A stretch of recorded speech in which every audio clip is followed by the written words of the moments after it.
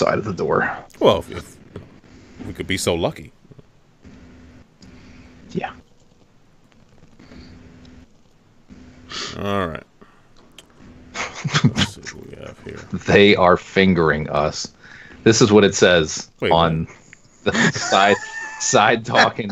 sidetalking.com. 2004 new leaked Nokia advert. They are fingering us. Did that have to happen? I think they're supposed to be saying they're being pointed out, I guess. That's a whole nother word. I don't. Yeah, I don't know. I don't know how. Is it from a different culture, or things get lost. Well, Nokia is what, Swedish or something? Right, Finnish? but I don't think this website is. I don't know. This website is just weird. Yeah, I also don't think this is the one that Jeff Gerstmann was talking about, because I thought it was supposed to have a bunch of pictures. Yeah, I don't see any pictures. No, I put a G in there. Maybe there's not. So did I. G. Oh, we are live, Nope, so I don't know. you what leave that the means. G out. It's the same website. Okay. So, all right, I'm done. I don't care anymore. I've lost interest. Okay. It's Thursday, correct? it is Thursday? It's It Thursday. is. All right, it's Thursday, October the 4th. This is GameEnthus Podcast, episode 356. I'm one of the hosts here. My name is Aaron. Hello, everyone. Hello, Aaron. Hi. Hello, and what might your name be, sir? Who are you talking to? You, Mike, because you All right. because you said something. That's me. That I'm is Mike. you. Yeah. Okay. Next. That's all we get, huh? Okay. Yeah, I'm trying to keep this rolling. Trying to keep it rolling. All right, Tiny. Hey, it's Tiny. I'm here. We're doing a thing. We're doing video? Yeah. Yes. Everyone Shit. but Mike. Shit, I gotta put on a shirt. Oh, did the show start? I know I'm supposed to stop cussing at some point. Yeah. It There are did. so many reasons outlined right here why I don't use a video. I'm good.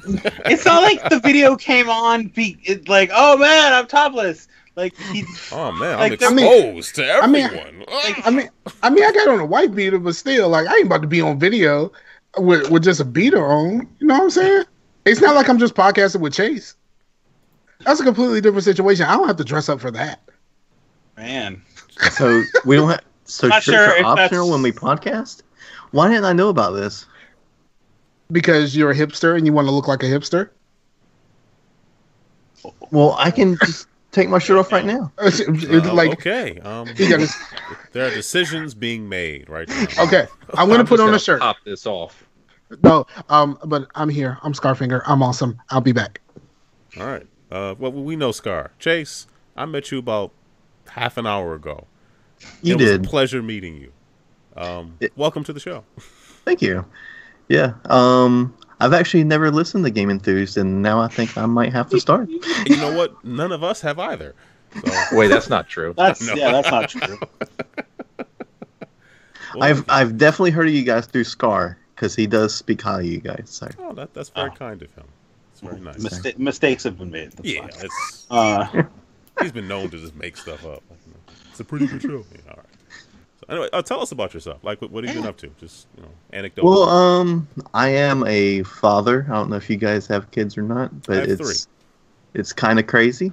We last year we had our second one, so there's about 10 years difference in my two kids. Wow. Okay. So, and but yeah, I like long walks on the beach and With the kids? yeah, with the kids. Long walks on the beach with the kids.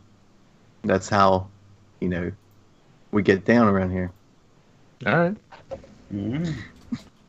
All right. 10 years is that's something. That's Yeah, the second one wasn't necessarily like a planned thing, but sometimes I'm not saying I Life can finds a relate way. to that or anything, but yeah.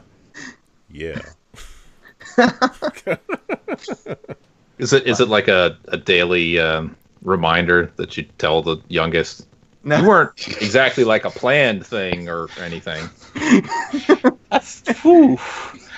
No, Well, see, I mean, even if I did tell him, he wouldn't understand because he'd just be like, because he's like 10 months old. But yeah, it might not trend. Well, you also don't want to. I mean, I think at a certain point, they get old enough where they kind of get it. yeah, at a certain point, it's time to stop taking baths with the little ones. You know.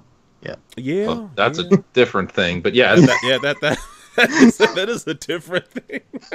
I mean, there is what is that game? Shower with your dad. Yeah. Why is That's that like a thing, but it shouldn't be. Steam is like this thing to where like you can put almost anything you want on Steam. Like recently, I actually was just scrolling through Steam, and there was a game on there called like Disgruntled Workers or something like that, and it's about working for some sort of big company, and it's super like depressing, and it has to do with like suicide and stuff. So it's about like working for a terrible company, and you may commit suicide. Chicken soup for the soul. Yeah. Yeah, That sounds like a great game to play. Oh my god, that sounds like a great game. I can't wait to play. And I play like really weird stuff, like RimWorld, which could be depressing if you get attached to your characters and they get shot in the face. Well, I don't really know about playing a game about being a disgruntled worker. I don't know if that's something that's really hot on these streets. Like, is that what the kids do now? I don't think being a disgruntled worker is what's hot on these streets ever. I don't mean, think it's ever been like imagine hot on any street, unless it's just you're a disgruntled worker and it's just hot outside. But Like, sometimes it's you hot just on get these streets. sometimes you get locked into stuff. You know what I'm saying? Where you got you got kids 10 years apart to feed. You know what I'm saying? Yeah. Well, that's cool. I mean, that's the thing. You have like built-in babysitting, so it works out. Not necessarily. Well, at a certain point. I mean, sort No. of. Right. No. Okay. All right, 10-year-old, you're gonna watch the newborn while we go out for like a week. At like 12, 13. Like by then, you know. Well, then you can go out to get the mail without worrying about the house being on fire. I don't know. I was taking care of my siblings by like 13, 14. Hell, I was taking care of complete strangers' kids by 14, so that's fine. I don't know what that means, but okay. I was a camp counselor. Well, they weren't complete strangers now, were they? Like Their parents were. I don't know who their parents. I don't know the kids' parents. fair enough. Fair enough. You were a camp counselor at like 13 years old? Definitely 14. Was I a lifeguard at 14? I don't know. Definitely 14. 13, no, because camp would have ended by 12. So Camp ended at 12? yeah. Yeah, after that. But you isn't would've like a figured camp out counselor something. like a paid employee? Like they're like child labor or something?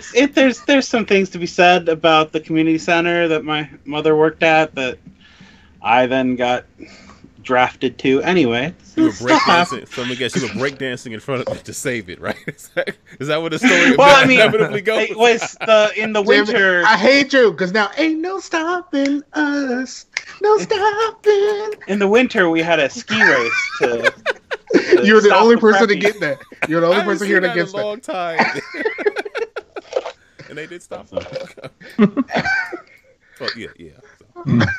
I'm sorry, Toddy. Go ahead. That's okay. Just breaking things down. I was gonna make a different reference, but it's fine. We used to run a Halloween. Right? Oh, I literally just started breakdancing in my chair. And it may or may not be something special in my drink.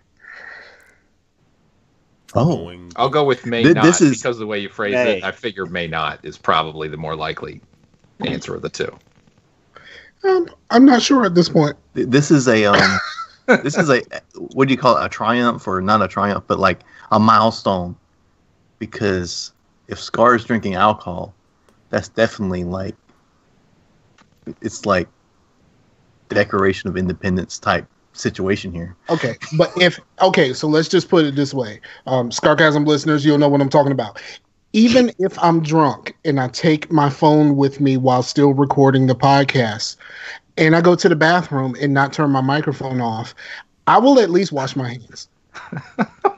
The naked gun comes to mind. That's a specific scenario. I mean, at least Oddly that's what. specific. At least. Some of us don't. I'm not saying who, Chase, but some of us don't when we're drunk. What is this? What are we talking about? When you went to the bathroom while you were drunk and didn't turn your mic off and didn't wash your hands? I don't recall this. Word. Didn't happen. I'm gonna find that episode. Watch. Email the clip to Aaron and he'll interstitch it into the show. I don't think All of a sudden tomorrow we look on Snopes.com and there's like an article about Scarcasm and Drunken Chase. Post it. All right. This is an alcohol-free podcast because Mike nor Tiny drink alcohol, much like myself. Right, gentlemen? Have we met before? I mean, Yes, we have. I pretty much stopped drinking, so yeah, whatever. Really? Okay. I only you really drank when I went with my out to like Vegas with my coworkers. So true. and I kind of stopped doing that. So you could be like me then. So like, Congratulations, you're a winner. whatever. I'm not saying anybody who drinks is a loser, but I'm just gonna stop talking about this entirely. This is not gonna work out well. Just remember, Captain America is a drug user. So that's all. Wait, what? Oh yeah, sort of. Well, would you say user or just on drugs? Perpetually he didn't- on. He doesn't a continue to drugs. use, right? It continues to exist. In him, Yeah. like, that feels like a real pedantic, probably breakdown. But is it like I'm a red blood cell user because it continues to be in my body? Yes. Like, nah, people don't say that. Yes, because you. Anyway, whatever. I will just send you a funny clip where they make fun of Captain America being a drug user, and then Hawkeye tells him. Is it the little winners don't use drugs thing? It starts with that. Yeah. That is very Winners good. Don't use drugs. All right, Chase. Anything else you want to tell us in this introductory phase of the show? How about we just keep it spoiler free and we can learn throughout the show. You know, I like that. I like the sound. I like that attitude. Scar, what's good? How you been? Man, nothing new. Just busy. Man, it's been a long time since I've been on the show, man. I don't even know I don't even think I was in Richmond the last time I was on the show. Maybe you were talking about moving there. Yeah, it might have been talk. Yeah, it's just been crazy, man. Like so I live in Richmond now, which is crazy because these people around here are crazy. I have a different job. I work for a moving company, but I work in the office. I don't actually move people's stuff because that would suck because I would break a lot of people's stuff. So no one wants me to do that. The show Scarcasm is doing very well. Chase is my esteemed co-host who just walked away from the microphone. I'm done. And I'm out. recently we did an all guest August where I was getting sick of doing shows, so we decided to bring in guests on every show for August. It's all guest. And that was a lot of fun. And we had a lot of people on the show. And recently we've had Rob on the show twice. That's called growth.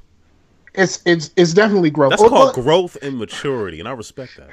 Yeah, and people seem to really dig those shows. We had spoke about it for a long time.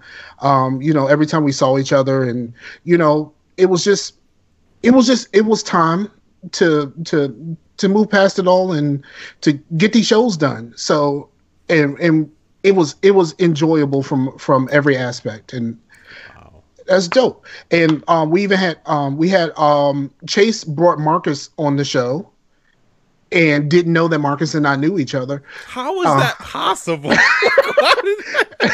Exactly. Chase brought Marcus on the show. He booked Marcus for the show and didn't know that Marcus and I knew each other. So we had like all of these. So Marcus and I basically ran the whole show, and Chase kind of played the background because we have a history. Yeah. Years. Yeah, because we knew each other from different things. Like Scar, I didn't know that Scar really knew. I knew that he kind of knew of him, but I didn't know he like knew him. But like, I knew him from like Extra Life because he's the head of the Raleigh-Durham Extra Life Guild around here. Small world. So, yeah.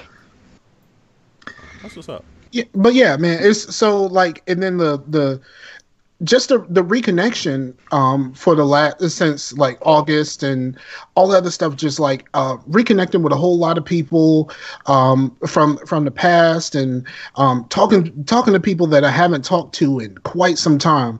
You know, people that used to be on the show, just friends in general. It's been like a summer of like personal growth for your boy, and I'm kind of proud of me. I'm proud of you too, man. That's Give good. yourself a pat on the back, man. That's what's up.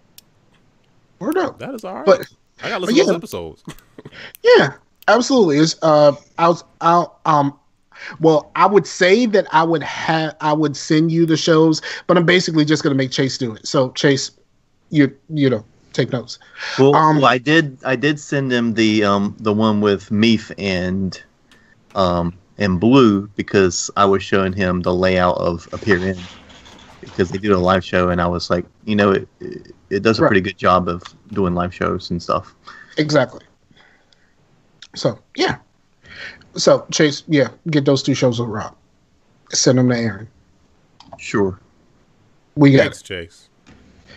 I don't say thank you to Chase. I mean, he's sending them. I don't say thank you to Chase. It's Chase. Yeah. All right. I'm like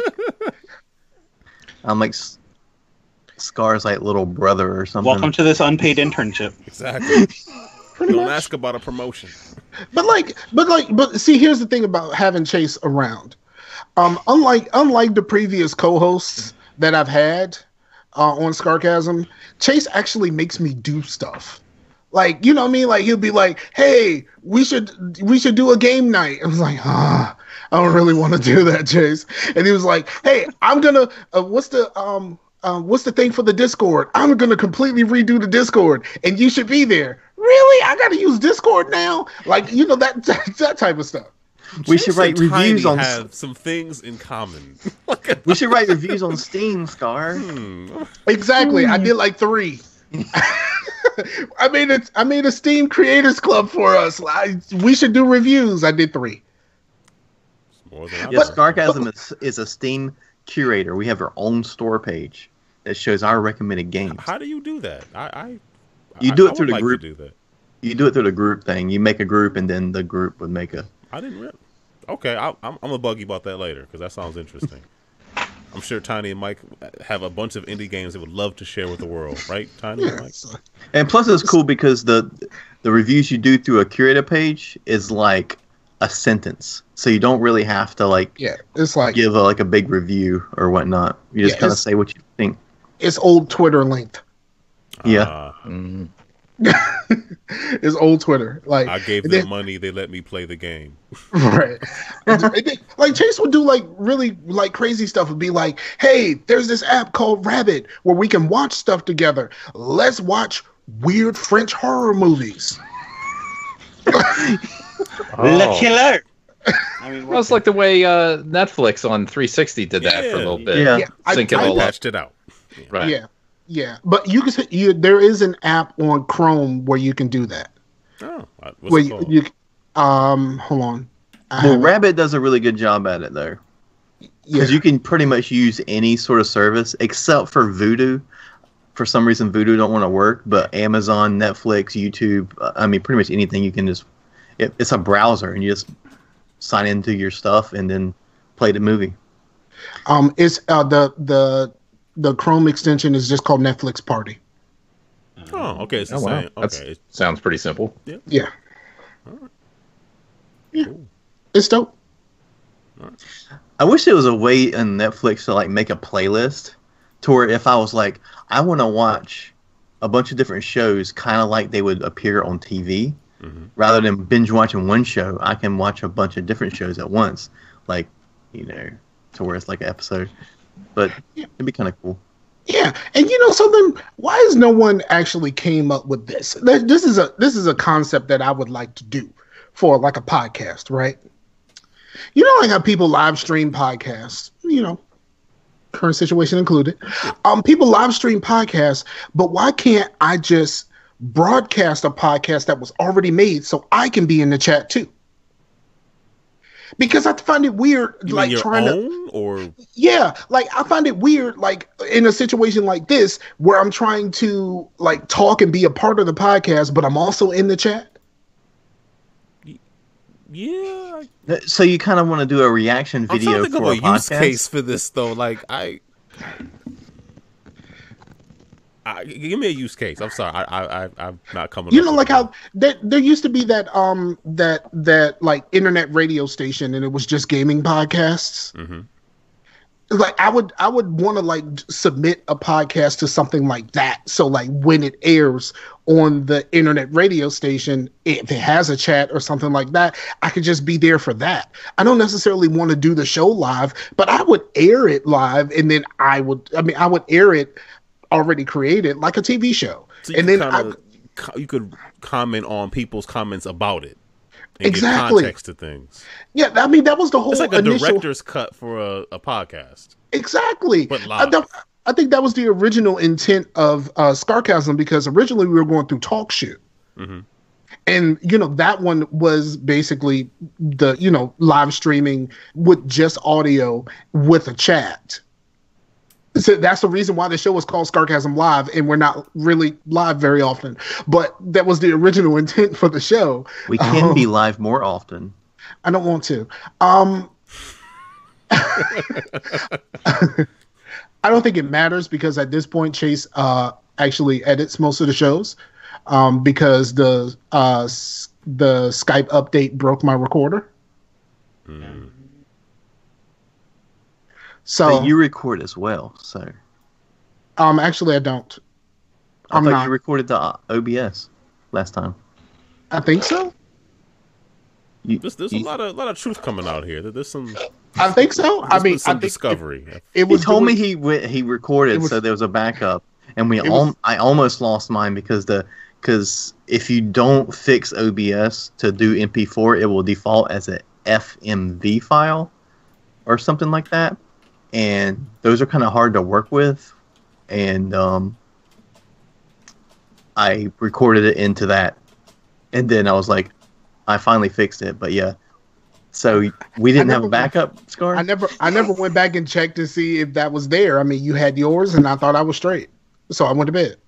Okay. So I guess what you're saying, there was no contingency the whole time. Like you just I mean, I think there was. The gun was never loaded. Essentially, I mean, it might have been like it could have been a Brandon Lee situation. Like the gun wasn't loaded, but it went off anyway. Like, is it still too soon for that? I don't know. Come on, man. Like, I've been through this on several podcasts, and I'm gonna say this straight up: The Crow was terrible.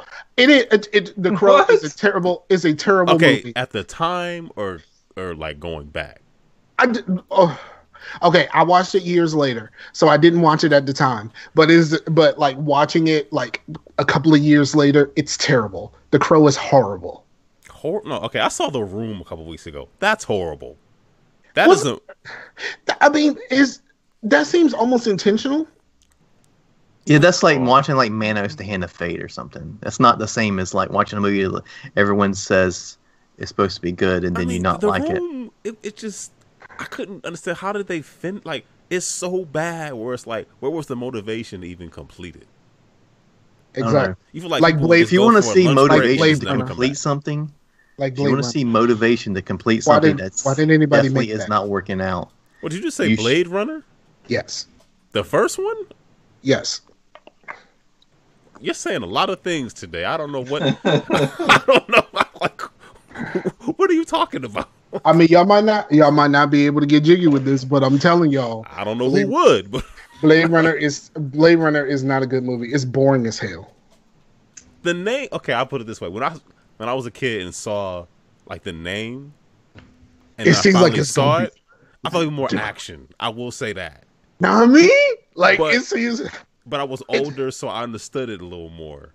But When I hear you though. When someone tells you about Blade Runner, you think it's going to be what Altered Carbon actually ended up being. I've never seen Altered Carbon before.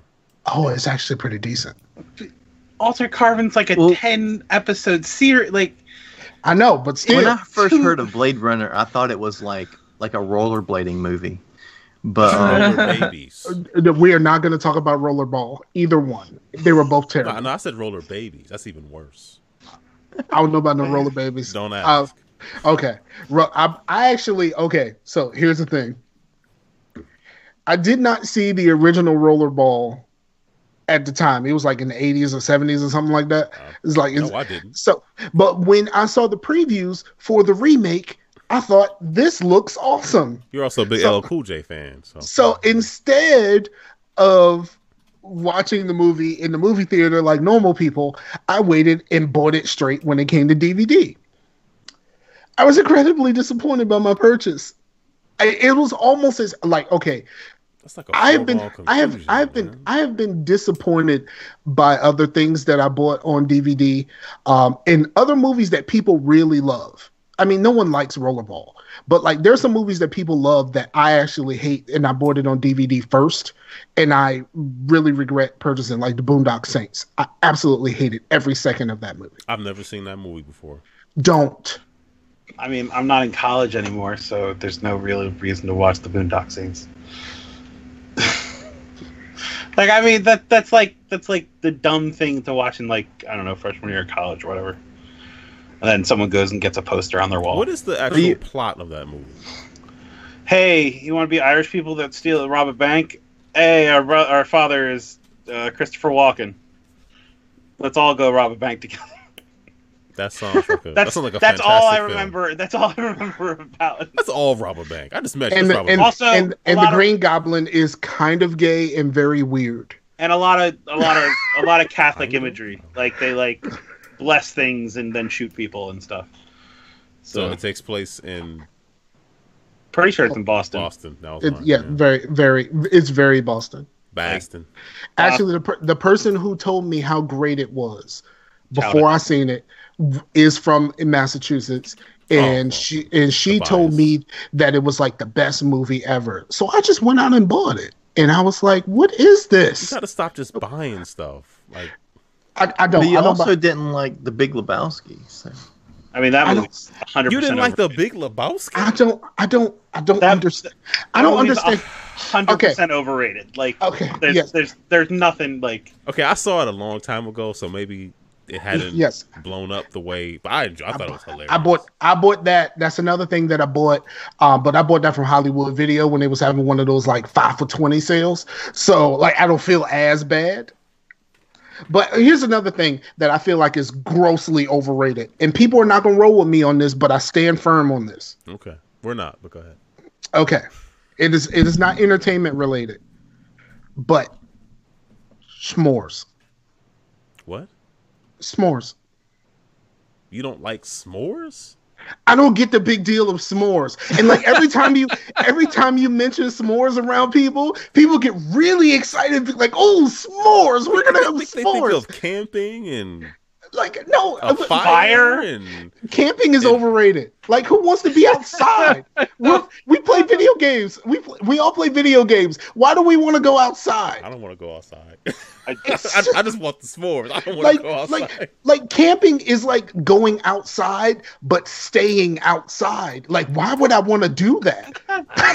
That all depends on how you camp. Like, go get a nice cabin. I mean, if your camp is so good, it's like being at home. Then why go camping? Yeah. That's what I'm saying. If you have like electricity and internet and all that kind of stuff, we camping. There's a different view out the window. But you go camping so you can get drunk and like. Okay, yeah. I mean, in a way, it's like saying, why would anybody barbecue when you have an oven and a stove in your kitchen? It's But you just pull that outside. There you go. right?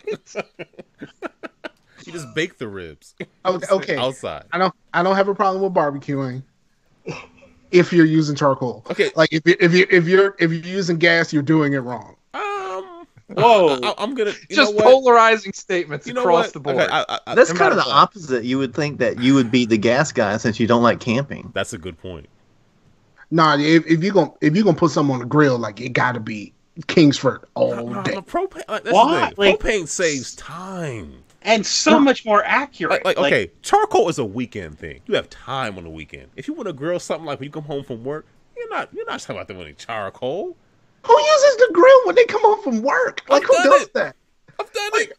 Who does that? I want a Like, burger. Do you be like, I want a hamburger? I'm just gonna turn on the grill after I've been at work all day and have people cussing me out of the phone and all this other nonsense. I pull up in the nonsense. garage. I got the car. I want some mutton. Because you want to make hamburgers on the grill. For one, making hamburgers in a frying pan is messy as crap. And that's true. Okay, It doesn't have to be, on the though. grill. Maybe the on fire's too hot. Maybe on the flame's grill, too hot. you only get two things out of hamburgers on the grill. What? You get a little bit of more flavor, and you get the lines. That's all you get. That's worth it, isn't it? I mean, if Is it's the easily difference attainable, it's worth Is it. the difference in flavor that much that where you just can't make them on your Well, stove? see, I'd ask you the same question for propane versus charcoal, though. well, you're not going to get the blackened in Ta-da. a frying pan. I mean, you can if you that's overcook true. it enough. Let me Put some You liquid- don't have to overcook it. Put some let me liquid smoke introduce in you there. all to DoorDash. Have someone come and bring you a hamburger. It'd be great. You know what? DoorDash is great. You want to know why? Because when you first sign up for DoorDash, you get free shipping for a month. Really? Why have I never heard of this before, Tiny? Why are you just not telling me this?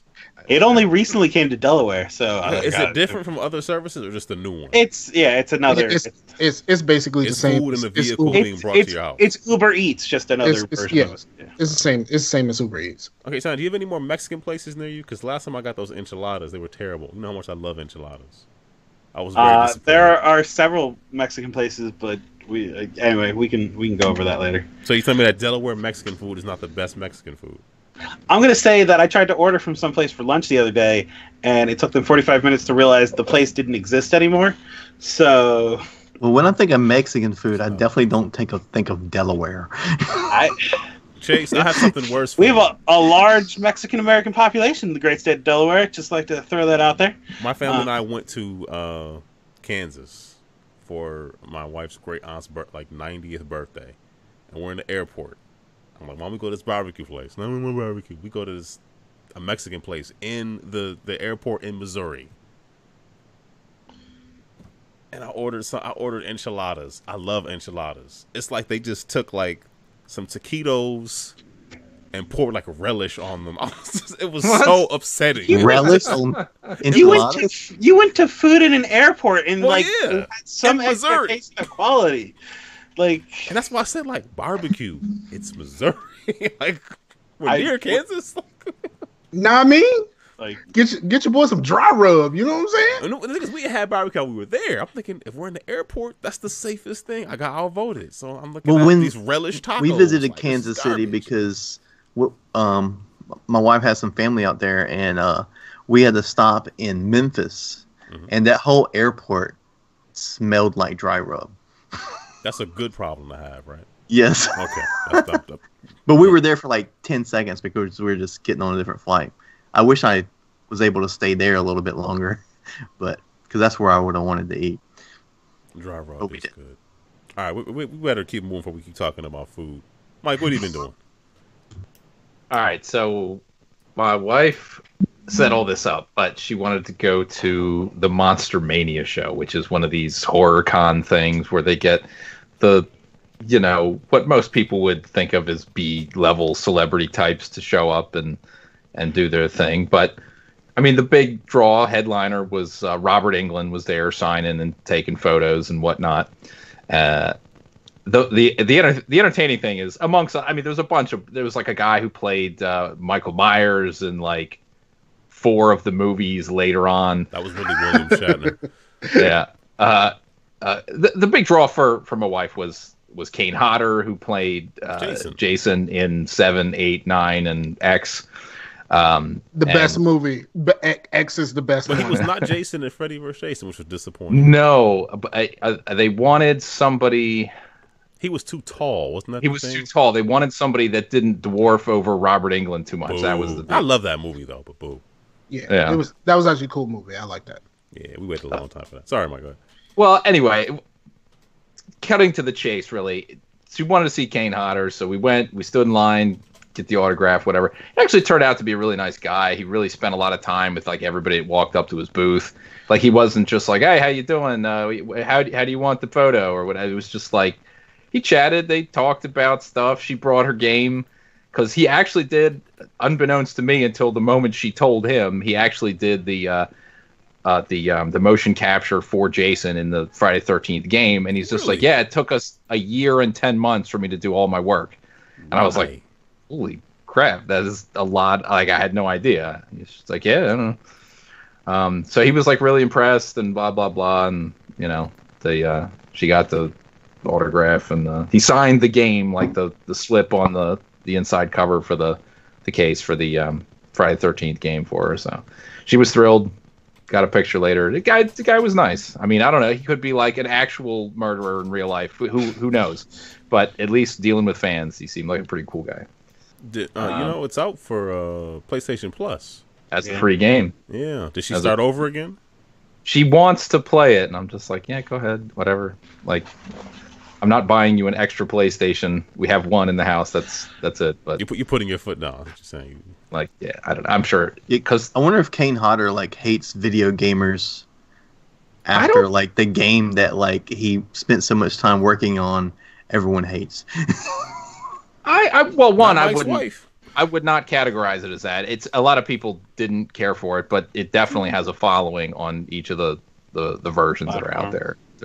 Like people who other than my wife and the people she plays with, like I have heard from other people who like really got into the game, like crazy. How long has your wife had an affinity for Friday the 13th? Because this was all new to me when the game came. I didn't realize she was so into it. I don't know. I mean, I knew she was a fan. As I mentioned before, I didn't think it was like top of the top, but it's sort of become pretty close. Like she's way gotten into like trivia for like all the movies, and there were other actors at the show who like a guy who played the character Shelley from Friday the 13th Part 3.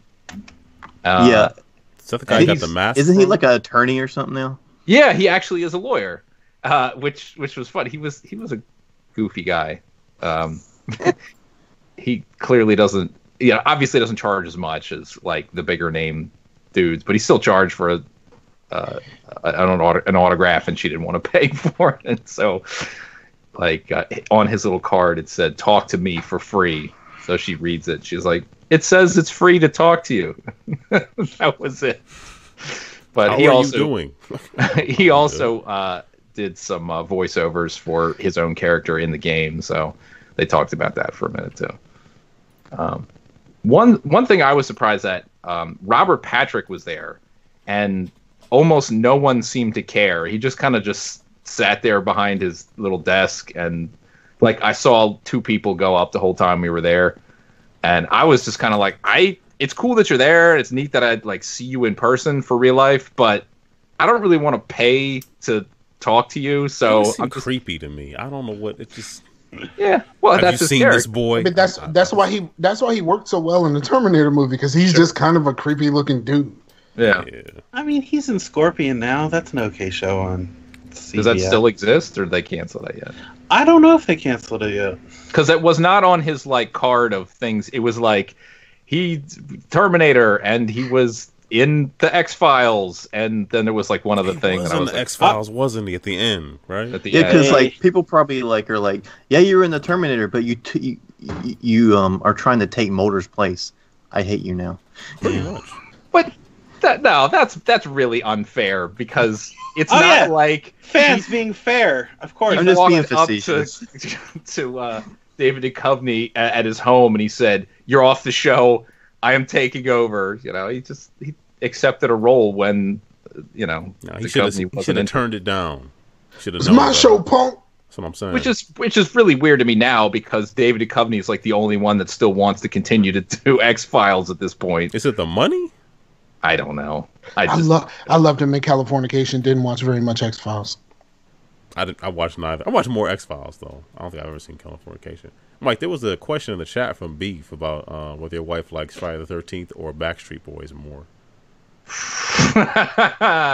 You'd have to ask her, but that could be flip of a coin. No, that's Backstreet Boys all day. No, wait a minute. Sorry, not Backstreet. Not I'm sorry, Backstreet Boys. I get them confused all the time because I don't care. New Kids. New Kids on the block. I would say she likes New Kids on the Block more than Friday the 13th because she and my wife talked about that for like 2 hours or something. Right. She will happily. She and my ex-wife actually went out to a show. There you go. They do that. They are fans. Yeah, she was super hyped, like sending me text messages. I'm at the show. Like, oh, okay, fine. Yeah, that could be true. It could be true.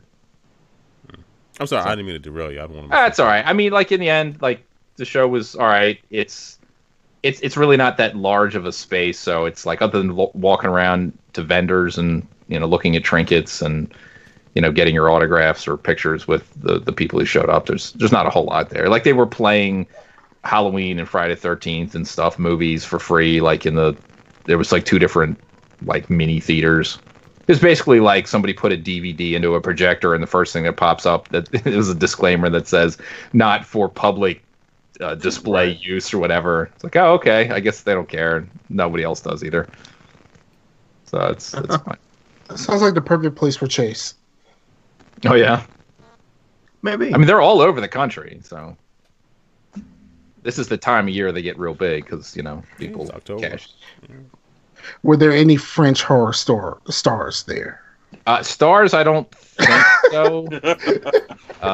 Although, let me see. What the kid who's obviously not a kid anymore, who played Short Round and whatever his name is in the Goonies was there. Data, yeah. Forgotten his real name, but yeah, he was there posing, taking, doing interviews, whatever. There was other people. It was like 1 or 2. I was like, oh, I know who that is or whatever, but I don't know. I kind of forget. There was one vendor who was selling. I mean, there's lots of weird DVDs and VHS tapes and stuff. It's like, oh yeah, that's weird old. Nobody knew what that was. Like terrible horror movie. There was one that like kind of specialized in like adult themed horror, like garbage movies, and one of them was laying out with little post-its covering specific things on the case, but it was called Dick NATO, and it was exactly what you assume it to be. Okay. man, So they took my idea. I mean, they took my idea. Exactly. I'm sorry, Chase. Because I had that idea to where it would be like Sharknado, but like the tornado goes through like an adult factory, right? And it picks up all the adult toys, and the name of the movie would be Pornado. Oh. Mm-hmm.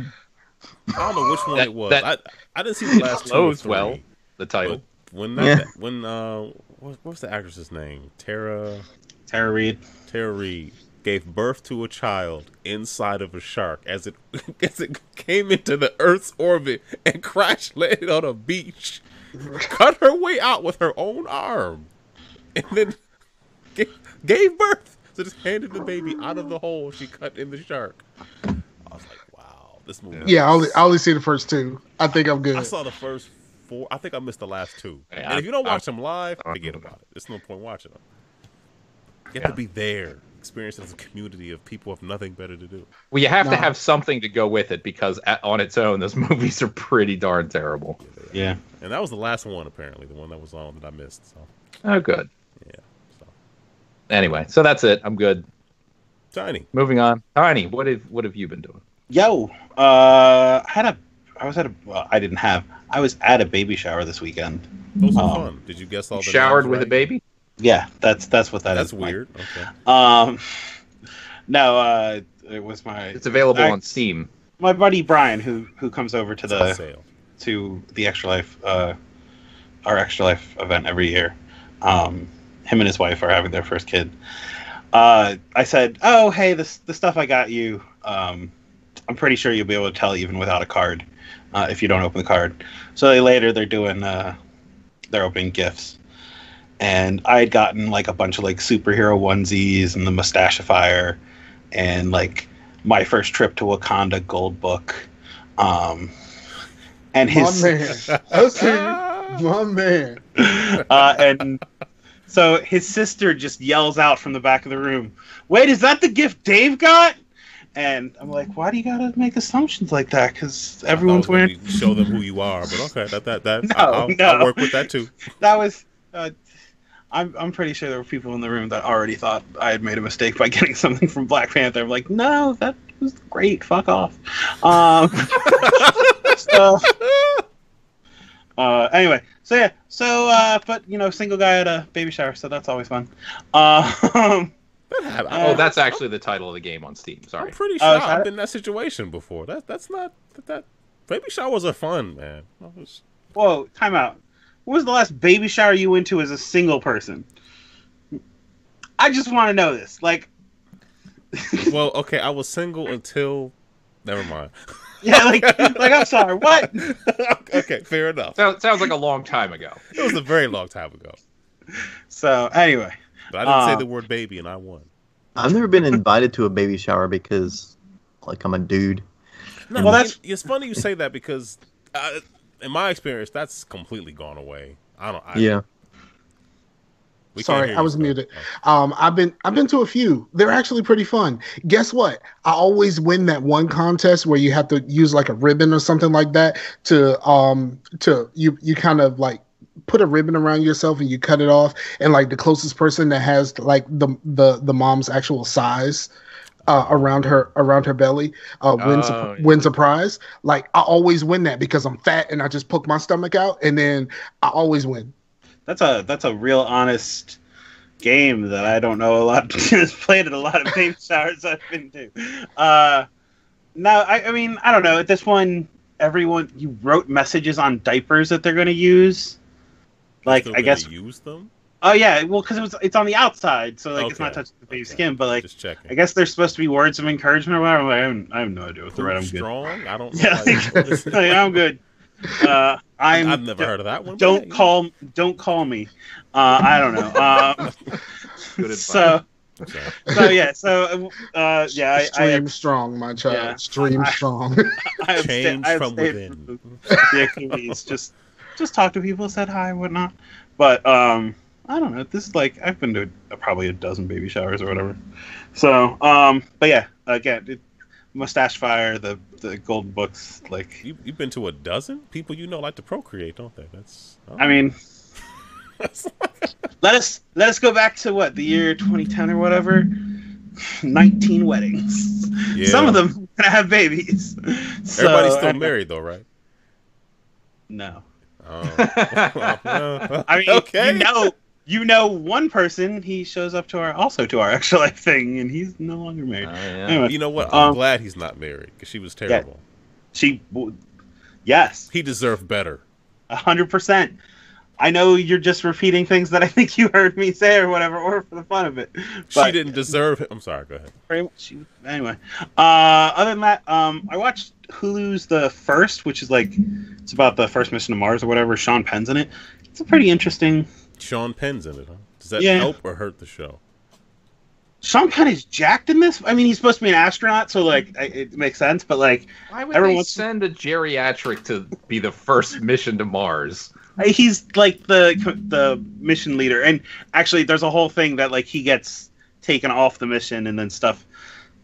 Because they looked at his driver's license and realized does he cry? he was too old to fly. Does he take a picture with like a fugitive Martian? Like this happens in the first 20 minutes. Tunnel? You get introduced to him, and then like they're talking to all the astronauts. They're about to launch for the mission or whatever. They never give any of the astronauts last names. I'm like, all these people are going to die, and they 100% blow up the shuttle in the first 20 minutes of the first episode. They handed all of them a red shirt as they boarded. Well. The crazy thing is, so you're like you're gonna die. So the company that like is doing this, that's working with NASA to do it has to like do the diagnostic on what happened. And it turns out at the very beginning of the show, you see them all like kiss this quarter for good luck, and then they hand it to the attendant that's on the arm. So apparently this, as the diagnostic goes, because they find a piece of metal that doesn't match any of the metallurgy for the shuttle. The attendant dropped the quarter. It lodged itself in one of the release valves on one of like the jettison tanks.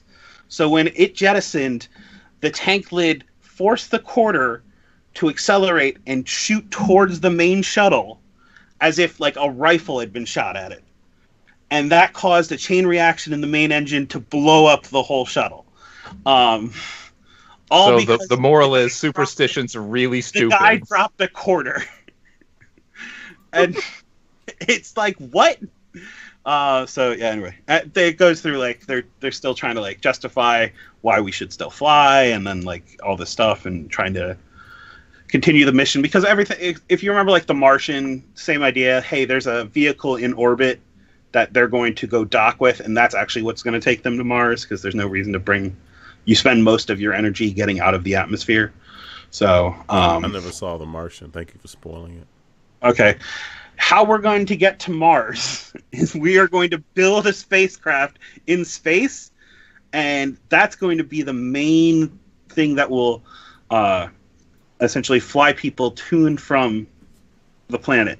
That will then stay in orbit. You will land on the planet in a descent vehicle, come back up in an ascent vehicle, and then it will bring you back. No, you bring everything you have. Single point of failure if you crash. We are what we have. So... But does Sean Penn cry? Well, so there's a whole thing about his daughter being a drug addict, and yes, he cries several times in that movie. Because he's also just jacked the whole time. I'm like, they had to have just injected steroids into him like moments before the scene because like there are veins, and I'm like, that just doesn't look comfortable. Like, I don't know why this man is so veiny.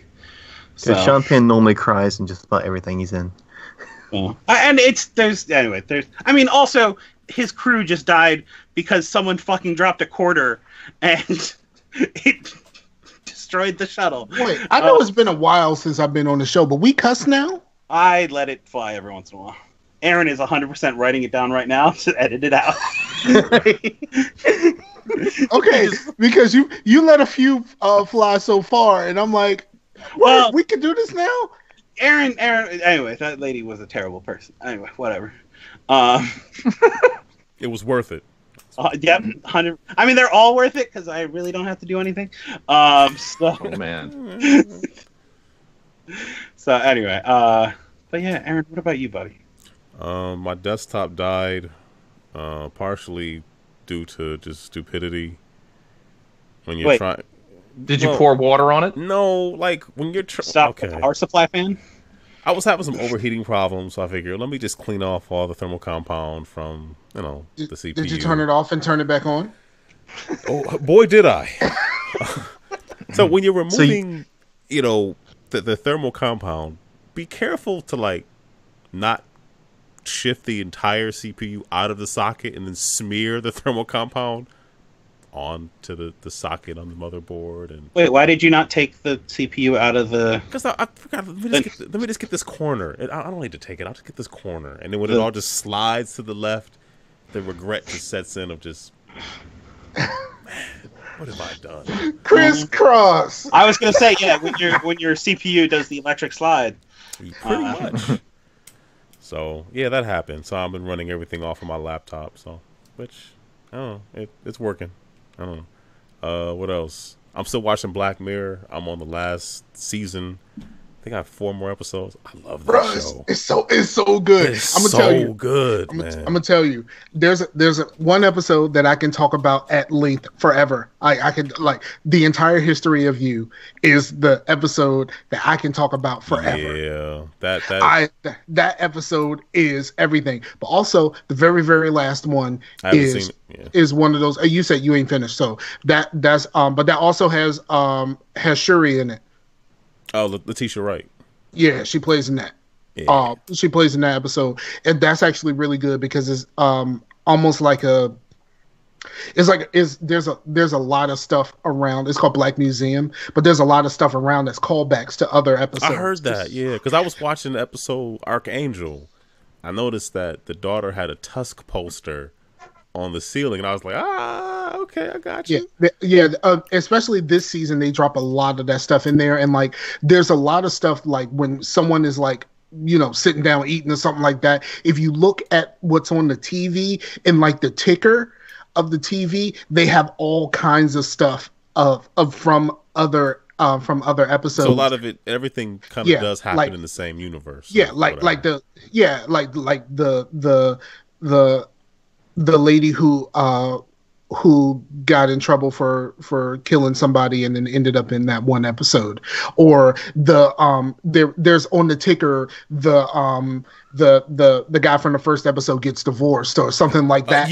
At the very least. Yeah, it's if you pay attention, it's all in like the tickers of like what's happening in the background. Paid attention, and then somebody told me that the song the woman sang in the second episode is played at some point in every other episode or most of them or something it's in quite a few episodes. In the one of the was it the White Christmas one? That's one of my favorites, man. That one that was the song that, remember, that guy thought that she was singing to him. Yeah. She sang that in the bar like that and then like there's another episode where a girl is listening to it in the car. That song is everywhere in the series. And that episode with those robotic bees, that was like a movie. Yeah. It was like an hour and almost 40 minutes. Yeah. This is legit. Like, but yeah, White Christmas was long too. It's about an hour and a half. It was excellent though. That was the one with the dude from Mad Men. Yeah. Yep. Yeah, that was like an hour and a half too. But like all of this stuff is so interesting because it's like one step off from something that could actually happen. Yeah. That's what makes it that much creepier. But like I said, the entire history of you, like deconstructing how that one moment ruined that guy's life. Imagine being able to argue with somebody and they disagree, and you just put it up on a television, like what they said, what you saw, just like, whew, it's rough. And you should not live like that. No, it's because, and then like, that whole episode is because he just couldn't let it go. But the reason he couldn't let it go was legit. It turned out to be legit, but like, bruh, you at some point you got to be like, yo, but like, would you rather know or just keep living? I guess ignorance would be bliss. No, going through what I've been through in my life, I'm gonna say I'd rather be ignorant. Wow. Okay. I'd rather continue being ignorant. Okay. I have no rebuttal for that. I'm out. Yeah, I mean, in his situation, I'd rather just be like, all right, I mean, I guess like it ain't got nothing to do with now. You know what I mean? Yeah. Chase, have you seen Black Mirror? You're on mute. I have not. No, you should really watch that show. We had talked about doing like a recap of like the episodes, but we never actually got around to that because like he watches like stupid anime stuff all the time. So sorry, Chase. I'm not much into anime, but hey, to each their own. Chase likes anime. Nothing wrong with that, right? Scar's not a to each their own thing. He's like, what you do is stupid. What I do is awesome. No, what I do is stupid also. Like that's fair, if nothing else. What I do is stupid, but it's stupid in a good way. Okay. All right. Next thing I was going to say is apparently West Side Story is being remade and directed by Steven Spielberg. Why? That's what I said. I love West Side Story. I don't understand why Steven Spielberg would direct West Side Story. Yeah, are there special effects? Are there robots or something? Maybe they're taking like a different spin on it. Steven Spielberg, robots, we might want to leave that alone. I've seen AI. We might want to leave that alone. Yeah, that was bad. And the last thing I was going to say, I did pick up Tales from the Hood 2. It's out. It's a thing. Yeah. Keith David is in it. I'm looking forward to watching this. Yes. I was a big fan of the original. I almost cussed because I saw your yeah. Yeah. I saw your post, and your post had the line that I wanted to use right now, but I'm not going to because I don't want to cuss. I respect that, and it's also less work for me. Yes. I mean, I could make a lot of work for you. Please don't. Okay. All right. We already went past me, and I didn't really have much to say other than just talking about myself. But I want to say one thing. Yeah, and all of the things that I don't like. But I would say one thing that I really do like, and I think it's a really, really good thing, and everyone should watch it. The Good Place. Everyone should watch The Good Place. It is greatness. What is it about? It is about Kristen Bell. Is this they're like dies, in purgatory or something? No, she's she dies, and she ends up in their version. Heaven and hell and all of that kind of stuff doesn't really exist. It's kind of right, but it's kind of not. There's just a good place and a bad place. Right. And so she ends up in the good place and quickly realizes that she's not supposed to be there. And hijinks ensue from there. Okay. And Ted Danson is phenomenal. He's a bartender who used to be a baseball player. No, actually, in the second season, very briefly, he does play a bartender. Okay. But it's very briefly, and apparently there were talks and like, okay, are you okay with doing this type thing? Can you dry out this glass? Are you okay? Right. No, and look, I'm gonna tell you this. He does the thing where he throws the towel over his shoulder and everything. He has to. If you're gonna go that far, I mean. Yeah. Did he bet the bar? But it's just really good. And you can't really say much more than that because it's all spoilers. And there's a huge twist that happens on the very last episode of the first season. How many seasons are There's 2 seasons on Netflix. The 3rd season just started. I watched the current episodes. Well, they put 2 back to back, so I watched the current episodes on the NBC website. Has it fallen off yet? The quality? No. Okay, good. But yeah, and it's a sitcom, so on Netflix, the first 2 seasons they're 22 minutes each. Oh, okay. I don't know. Okay, so yeah, that you can eat that up, and during an episode of GameEnthus, you can probably eat up a whole season. Just boom, pretty much knock them out. Yep. Right. Cool. Also Dragon Prince, which is only 9. It's only 9 episodes, so like I did that in an afternoon. And I want more now. The slowdown is so annoying in that show. I don't notice it. It was on purpose. What? No, that's what they say. It's an artistic choice, which seems like hot bullshit. It just seems like we don't know how to roll render. tonight. Like, I feel that anyway. I feel they're all justified, but like no, like. Time. Like it's like it slows down and I'm like, what? Why? Like, is there a problem with my network? Yeah, it does. There's times where you're just like, is this dropping frames? Yeah, like what is going on here? Like, and the thing is, the audio continues, so I'm obviously not dropping frames because the audio is fine. Anyway, right? They called it. They wanted it. They said that they wanted it to be like old animation, where sometimes the frames just kind of drop off. And it, I did not really notice it when I watched it, just like you. I didn't really notice it. Tiny was apparently furious. Afterwards, I'm like, this is annoying. Yeah, afterwards, when I saw, I was watching a video about it where someone was kind of doing a review. They kind of talked about it, and then they showed examples, and I was like, oh snap, I didn't even notice that. And then but I noticed it all like the next weekend, like last weekend when I had Pooh Bear. Me and Pooh Bear watched it in an afternoon also, so I noticed it all then, but I didn't even pay too much attention to it the first time at all. I googled like Dragon Prince frame rate because I was like, I don't know what's going on right now. I don't think I noticed it either. I just wanted more episodes. Anyway, and Aunt Amaya is awesome, and we need more of her. I think she's awesome. I think the weapon she wields is pretty bad, but That's the one. Like that's. I guess I'm trying to censor myself. Yeah. Yeah. I mean, she's very much she's like the Crusader in Diablo. You know what I mean? Oh my.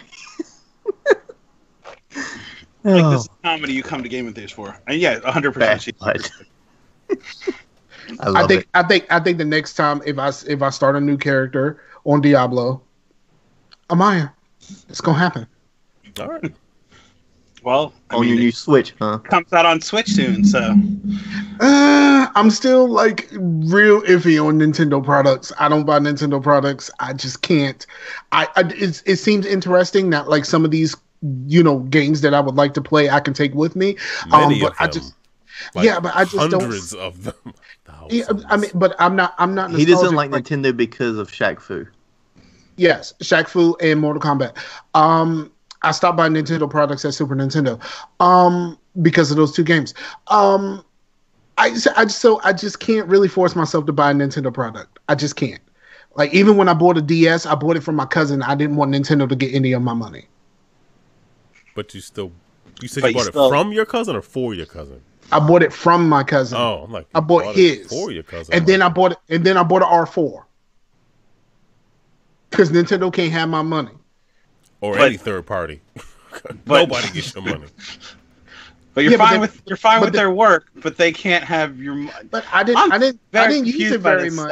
Like I didn't use it very much. I gave it to my daughter and she lost it. So why are you so upset? Like I don't like. Super Nintendo was my last hurrah. Like but what happened? Shaq Fu. Mortal Kombat. That was on the Sega Genesis. I was going to say Shaq Fu was on the. But see, here's the thing: the one on the Genesis had way more characters, and it was a way more awesome game. That's the reason why I didn't like Shaq Fu on the Super Nintendo. Garbage. It's a bad game. Don't do that. No. The new one is bad. It's like, hey, is this smelly garbage or really smelly garbage? And the Genesis had better sports games. Well, I didn't care about that. Yeah, and it had. I mean. I just need to play NBA Jam. I was good. before the Xbox, I was the sports gamer guy. I only really bought Madden and Live and all that other stuff. So, but like, that and then the no blood in Mortal Kombat just really kind of turned me off, and I was done with Nintendo after that. That was just the original Mortal Kombat. Mortal Kombat 2, a much better game, had blood. Didn't matter. They had already made you upset. I was already done. Son. I was out of here, B. He was in the console wars before they even started. I'm saying you pioneered them. Like keeping them alive, like for whatever reason. Yeah. I'm not very nostalgic for a lot of things. I realize that I used to say that I'm not very nostalgic at all, but there are some things that I'm nostalgic for because probably if they do Mass Effect remakes for the Switch, that might be a purchase at that point. So there are some things that I'm nostalgic for, but like Nintendo games is not something I'm nostalgic for at all. Okay. And they excel at making Nintendo games. And me and Aaron are going to spend an hour talking about the N64 Classic now. So, yeah. Well, since we're talking about games, Chase, what games you been playing? Well, before I go into games, let's go into games. My real life stuff isn't important. The choice is yours, my friend. Yeah. But yeah, I don't know if you guys heard of this game, but I finished Valhalla, which I've been talking about that on Scarcasm a little bit. It's kind of a different game. He said nobody cares. I'm listening.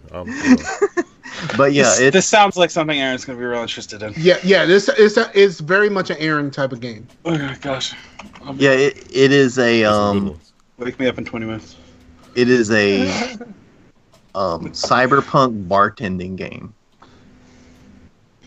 To where those are words I never thought would fit together. But it takes place in a cyberpunk world, and it plays kind of like a visual novel, like how the story progresses. Mm-hmm. But you mix drinks and serve them to patrons that come into your bar, and they complain or whatever, and you have to remember their orders, or you have to remember their what if they say, "Oh, give me the usual," you know what that is or whatnot. But No I was pressure. actually kind of surprised that it was such a long game. I thought since I paid like $3 for it on a sale, I was like, yeah, this is going to be like a short little, interesting little thing. But it was like 18 hours. So I finally finished it, and the That's a lot of story was drinks, like man. really good. It had a really heartfelt ending, and I heard that there was like multiple endings. There was like a bad ending and a good ending. I got the good ending, but I wasn't really trying because I do have a little pet peeve when people are like, the first time they play a game, they're looking up everything to make sure they get the good ending the first time around. I'm like, well, you're kind of missing out on the whole point. You kind of first time you play through organically. If Yeah, you you don't, want for discovery. yeah, if you mess up, then and you want to get a better ending, then you go back, you know. And then another little neat thing is there's multiple endings for certain characters or whatnot. And I wasn't trying for those, and I got 3 of those at once. So I guess they play depending on what you do. I don't know how I got them or what I had to do to get them. I guess I can look it up. But it was really cool. Like, it was actually really well written and had really cool characters. But it is a really messed up world. I mean, it is cyberpunk. Like, one of the characters is a sex robot who is designed to look like a 13-year-old. But cyberpunk, corporations own everything, and money, whatever someone's willing to pay for, that's what goes, because there's really no government. So that's cyberpunk. But yeah, it was good. And I did half of my month of Persona 4 charity, which is my kind of extra life thing I'm doing this year, and to where if you know anything about Persona games, they kind of go through like a year, and each part of the game is like a month or whatnot. So I'm matching the month with the month that I'm playing. So this month is October, and I did half of that. So this weekend I'll do the other half of October. But yeah, that's still trucking along. And we're going to do an Extra Life kind of get together at my house on the day of Extra Life, and Scar may be of attendance. I'm not sure. I may. I'm trying to go to a band battle in Greensboro the day before, so I'll already be in North Carolina.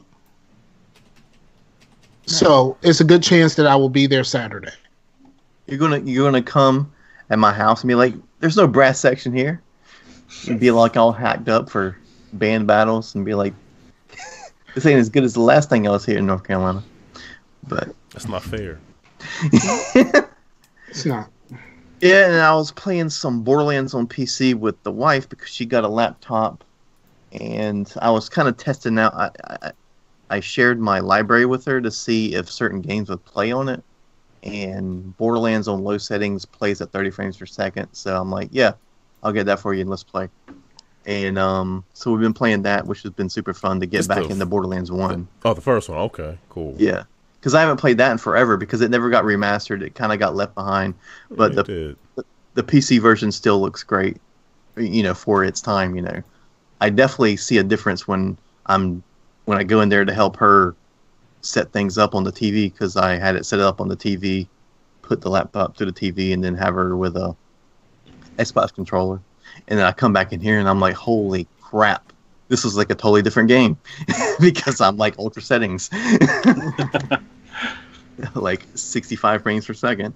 But yeah, that's been fun. And I played a little bit of Overwatch. I got it for like less than $12 because of the Humble Bundle monthly. And I'm guessing that was the October one because in a few days there's going to be a Halloween thing for Overwatch, which is actually co-op, which, you know, I always dig the co-op type things more than but even though Overwatch I do enjoy because I get to play a role. I'm like a healing. I mostly play Lucio, and you know, I play my part. And play more Tales of Berseria. That was another one I got through Humble Bundle. So I don't know if you know, it's a Tales game. It's pretty good. But I did play some Killing Floor 2. Not really, because after the update for the Halloween thing, we couldn't get into any servers. Nothing was working. I couldn't get into. It would be like, oh, the game needs to update. I'm like, I literally just updated it, and I looked on the forums or the Steam, what you call it, like the community little post or whatnot, and a lot of people are having the same issues. So I'm not sure they fixed it yet. But yesterday I couldn't get into anything. I played it when it first came out, so it's been a while. Yeah, and that's Killing Floor 2, but we don't really play Killing Floor 1. For 1, Scar doesn't do mouse and keyboard, and Killing Floor 1 doesn't have mouse and. It's not a Killing Floor VR game. Yeah. I played on PSVR, but I only played it once or twice. It seemed pretty cool. And what they did for the new update, it's the Halloween update. So all of the characters, all of the Zeds have different, skins. One of the skins is one of the regular Zeds with the VR goggles on, as a nod to their VR game. Nice. Yeah, I wouldn't know because it didn't work for me, but I did get it for it because it was like $6 through CD Keys, and we'll try to get some Killing Floor game nights if it works on the PC. Yeah, if anybody has it. Getting a game on PC started is the absolute worst. When I play on Xbox and when I play on PlayStation, I have no issues. Yes, I do. I own Killing Floor on all 3 platforms. I love that game.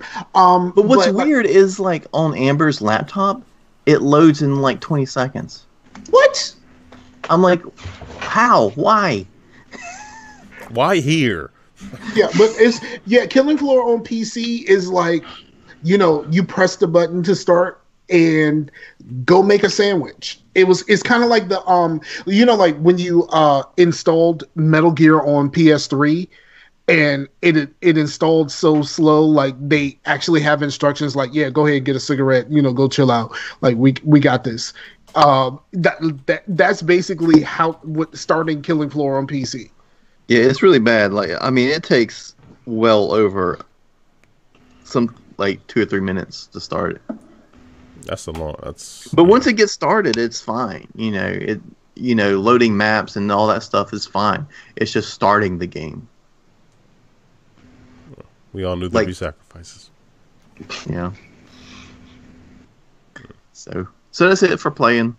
Mm-hmm. All right, Unless anybody wants to interject on, Tales of Berseria. Okay, that's along the lines of the other Tales of things, right? Yeah. Symphonia, Harmonica, Hypnotica. Absolutely. Metallica. Okay. Yeah. Well, Berseria is. I played a little bit of Zestria, and I didn't really like it all that much. And Berseria has more of a darker. It is very teen angsty, but it's kind of cool in a way because it's different for Tales games because they're normally really whimsical and like. They seem really bright and cheery. Yeah, when the main character in Berseria, she is like super angry. She is like almost an anti-hero. She is going to kill the person who wronged her and whoever gets in their way. So it's definitely kind of like a step in a different directions for a Tales game. And it's if you are kind of interested in JRPGs but are kind of turned off by turn-based, it's not turn-based, it's all action-based, like Hacker's Life. So cool. All the Tales games are. So yeah, that's me. All right. Scar, what have you been playing? I have not played a whole lot of the games that I've played. I just play a little bit here, a little bit there. Game time is really short. But I play a lot of RimWorld. I have over 200 hours. And that's a lot. Yeah. That and Prison Architect, I have over 200 hours in each. Almost 300 for Prison Architect. Isn't that free on Xbox now? It is free on Xbox, but the console version is inferior. Because while it was being created and they were going through their, it was an early access game. So while they were going through their alphas, at some point, I think it was Alpha 19, the console team kind of split off from there. So a lot of the things that are in the PC version, like being able to do a women's prison and some of the other things, had to be put on hold for the console version because they separated at that point. But the biggest problem that I have with the console version is the PC version has a constant like banner on the side giving you basic ideas of what's happening in your prison and helping you keep track of the grants and all that kind of stuff that you're doing. And you don't have that. You have to actually like press a button and go look for that stuff in the console versions, and it's less enjoyable on that aspect. I do like it. I've played a pretty decent amount on PlayStation, and it's cool, but I just think that the console version is inferior. But if you do want to learn how to play, watch someone play on PC so you'll understand exactly what you need to do on console, because it works a little bit differently. And they don't explain everything. Even when you go through like the tutorial missions, they don't really explain everything. So like watching just a average PC player will increase your enjoyment of that game quite a bit. See, Scar likes niche games. He just doesn't like the same niche games that I do. Yeah, but yeah, I started a new playthrough on RimWorld because they updated the game, and that's going well so far. None of my people have died, but there's been times where everyone has died because they would do like a solar flare where all of my electronics stop working for a while, and then they send a manhunter pack of like huskies or something, and yeah, all of my guns don't work right now. So great game, like jerk.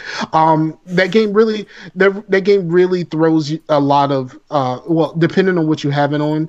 I try to play on Randy Random. They have different storytellers and they work in different ways. Cassandra Classic is just it starts easy and then kind of ramps up over time. And Phoebe Chillax is for more of the people who like to build their colonies. And like the action is like a more spaced out. And then Randy Random is random and he can just do anything.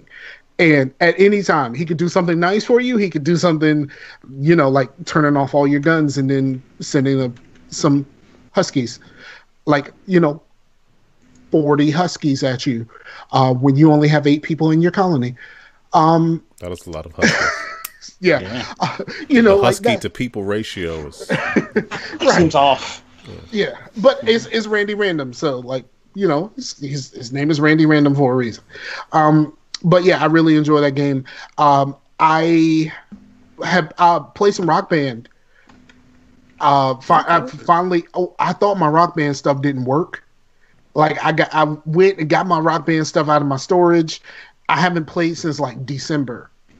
So like I got my Rock Band stuff out a couple weeks ago, plugged everything in. I tried to play, nothing was working right, and I thought that my stuff was broke because I had it in a storage unit. And I was like, did the storage kill my Rock Band? And no, I forgot that I switched TVs and I had to do the calibration. Oh, okay. Yeah, once I did the calibration, everything works. And it's always good to come back to that game. Yeah, man, Always. it is the best party game. Period. Left 4 Dead is second. I was gonna say Jackbox Party Pack, but okay. Depends on the party, yeah. No. Rock Band is the best party game. Period. But there were parties in Jackbox Party. Okay. No. Overcooked. Only if you got Rock Band with a projector and you do Rock Band on the side of a house. That's not your house. Annoying somebody else because it's on their house. Yes. Yes. Thank you, Chase. Yeah. That does sound like fun. I enjoy Rock Band quite a bit, and I was having fun just being back. I even played guitar for a little bit, and I rarely play guitar. I usually sing or play drums. Really? Yeah. I'm pretty good. I'm pretty good at singing. If I show You you like all, playing the guitar?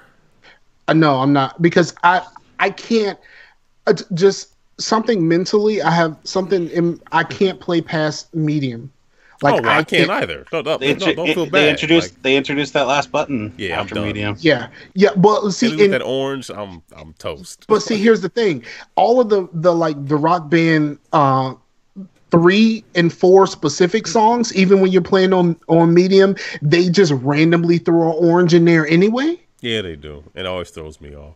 Yeah, and I was like, oh, and then I just try to, I large hands, so I just try to, send a pinky over there real quick and come back. I was like, I don't want to lose my hand position. Handle that. Yeah, let go on over there. But yeah, man, it's awesome. You got to play with the pinky on real guitar, so maybe they're trying to teach you. But other than you, does anybody else here play real guitar? A long banjo, time ago, I knew how to. Like, it made a sound, but I don't think that counts. You never lose it, right? It's still I haven't touched it. Yeah, I haven't touched a guitar in 15 years. So I mean, I guess it could be there. Yeah. And then I play a little bit of 2 Point Hospital. I really love 2 Point Hospital. It is the spiritual successor to Theme Hospital. That's what I heard, yeah. And it's basically if someone made Theme Hospital now, and it is really good, is very, very challenging in certain areas, certain hospitals, because you go to different ones. But in this one, you can go back and forth. Like, at any point, you can leave the hospital that you're on and go back to a previous hospital. Like in the middle of like surgery.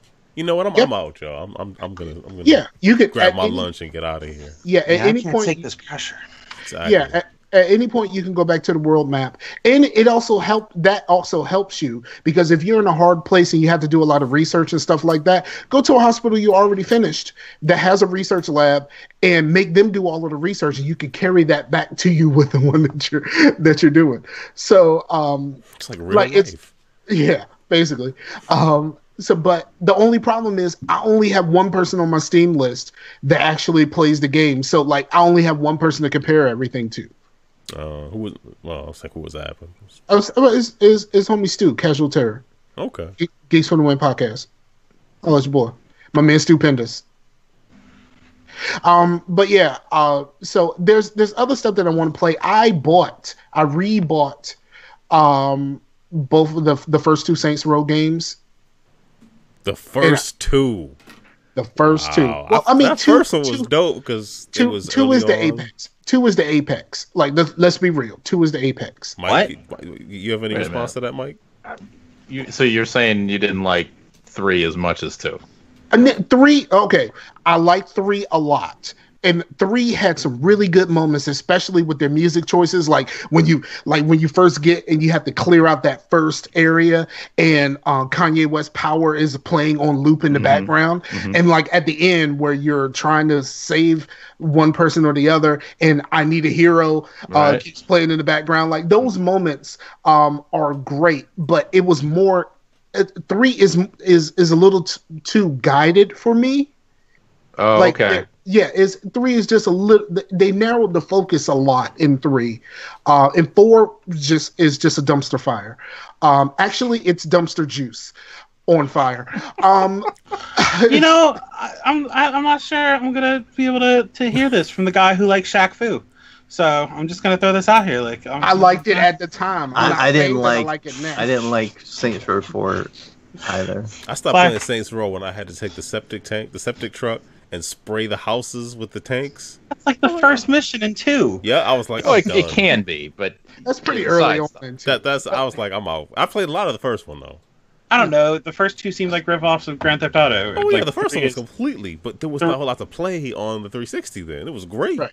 And it was just when people say that like 3 is zany and 4 is 4 is just stupid, but then the super 2 was actually pretty zany. It's just it was more subtle. Like it wasn't like this is a zany game, buy our zany game.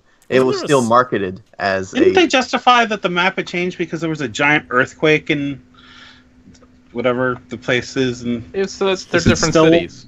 Is it Stillwater? It's I thought Stillwater is the first two. Yeah, was Keith David only in the first one? The first two are Stillwater. No, it's not a Keith different David. city. Keith David is in the first two, but he only has a very small appearance in two. And that's is something like you have to find Keith David in two. Yeah, it was more difficult than it should have been, and I felt it kind of disappointing. And then of course he just is playing himself in part 4. Yeah, and he is himself. Vice president. He's the vice president, Keith David. But was it 3 that Burt Reynolds plays in that? Yeah. Yes. Shout out to Burt Reynolds. You know what I'm saying? What was that game that he was in the ad for? You're in the movie? Steelport. Hold on. Steelport. That actually is that it? So Steelport is 3 and 4. Stillwater is 1 and 2. 1 and 2. Yes. Because I think they justify like why Stillwater is so different is there was an earthquake between the two games. Oh, between 1 and 2. Yeah.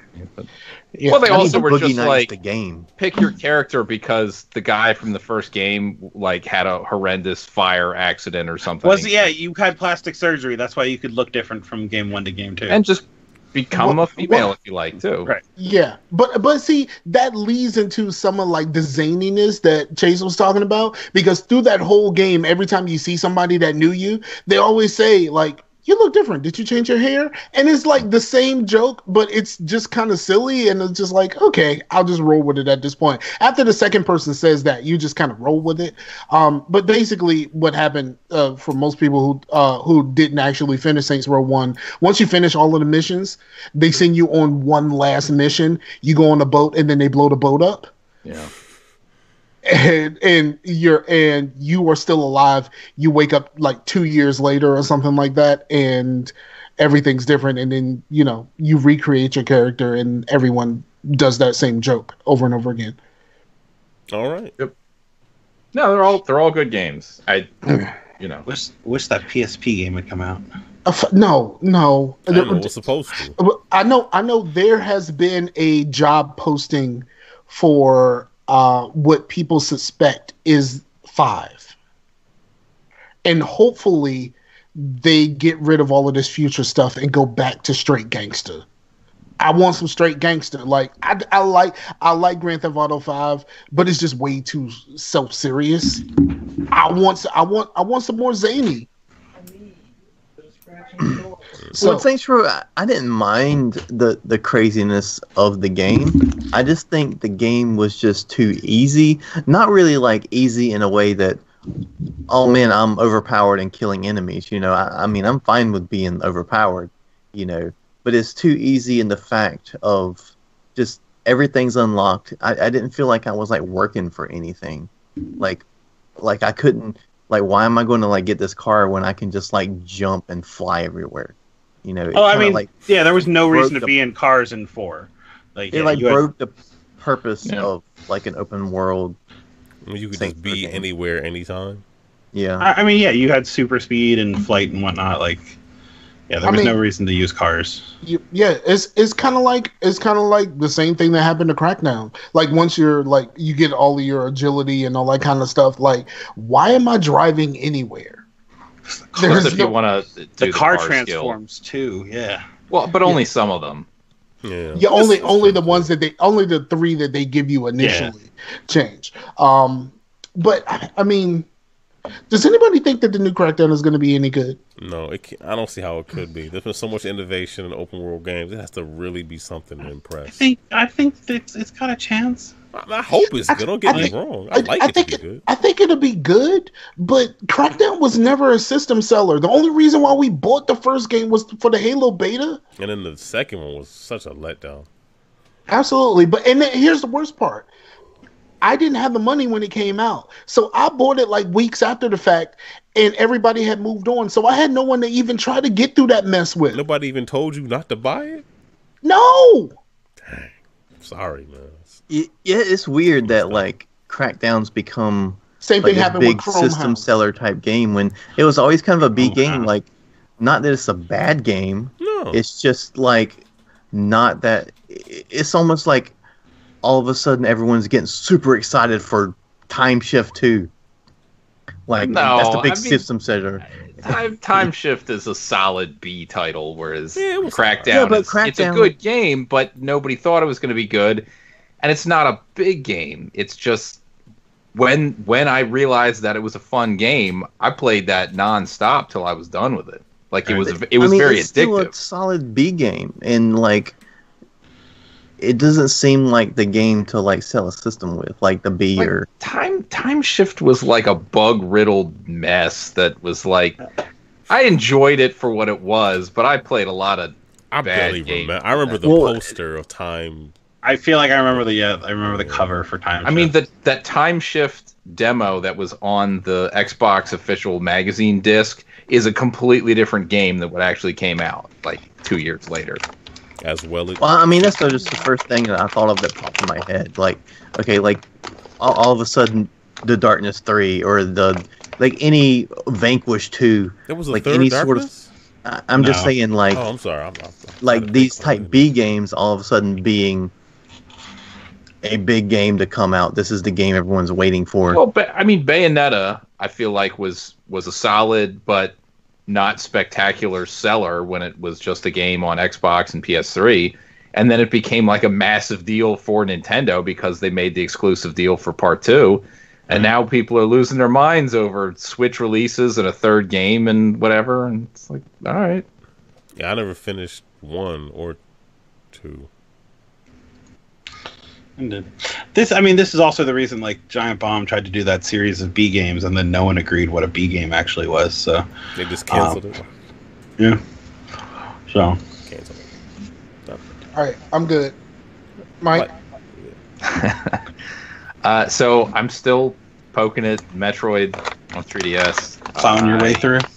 Yeah, my assessment's really not much different.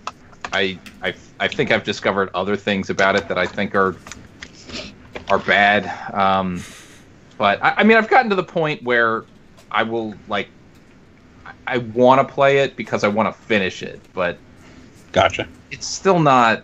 There's nothing about it that's just like, oh yeah, it finally got good. It's like, no, it's just I finally have all the powers, so it's like, sure, enemies don't take 3,000 shots; they're only like 12 now or whatever. Like, all right, but I feel like the level design is in some areas just not all that great.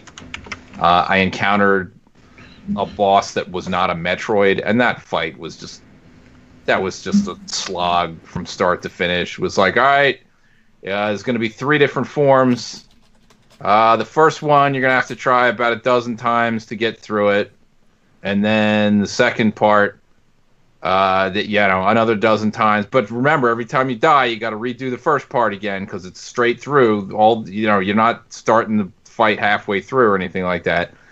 And then it gets to the third, and it's like, all right, well, now I got to experiment every time. Does this work? Does that work? Whatever. And then I die. All right, I got to go through and do the whole thing again. The fight lasts like 5 minutes. It was irritating, And I said before, I thought fighting the Metroids was an irritating part of the game, but this is just lame. That does sound bad. So I'm not going to start playing this again, but thank you for saving me time. Yeah. I mean, it's especially as been mentioned many times. Like, there's so many games of this type now. This is an unspectacular version. It's not awful. It's just there's things about it I don't care for, and there's the other than the name, the Metroid name, and Samus, and it's like a remake of the worst of the 2D Metroids because the Game Boy game is practically unplayable. Yeah, that's my suggestion to you, Mike. Go play the Game Boy game. No, what I actually want to do when I'm done with this is go finally play another Metroid 2 remake. Yeah, that was good. So and hopefully it's basically just Super Metroid Part 2. So, but yeah, I mean, other than that, I really haven't been playing a whole lot. I still haven't touched The Messenger. Mean to. So good, man. I don't know. One game at a time, I guess. No, 17, like I do. Yeah, I've been looking at the messenger. It looks really cool. Well, I have hope no idea what you're talking You'll like about. it, Chase. And if you It's don't, like will. it's like a Metroidvania ninja game, like Ninja Gaiden. Well, there's really no, like, it's kind of linear from what I've played thus far. But it's like, the Ninja Gaiden part definitely is there. It's just, oh, this is real smooth. I'm really enjoying it. Yeah. Well, maybe I'll talk about it if I ever play it. You darn well bet. Maybe. So, all right, Tiny, what have you been playing?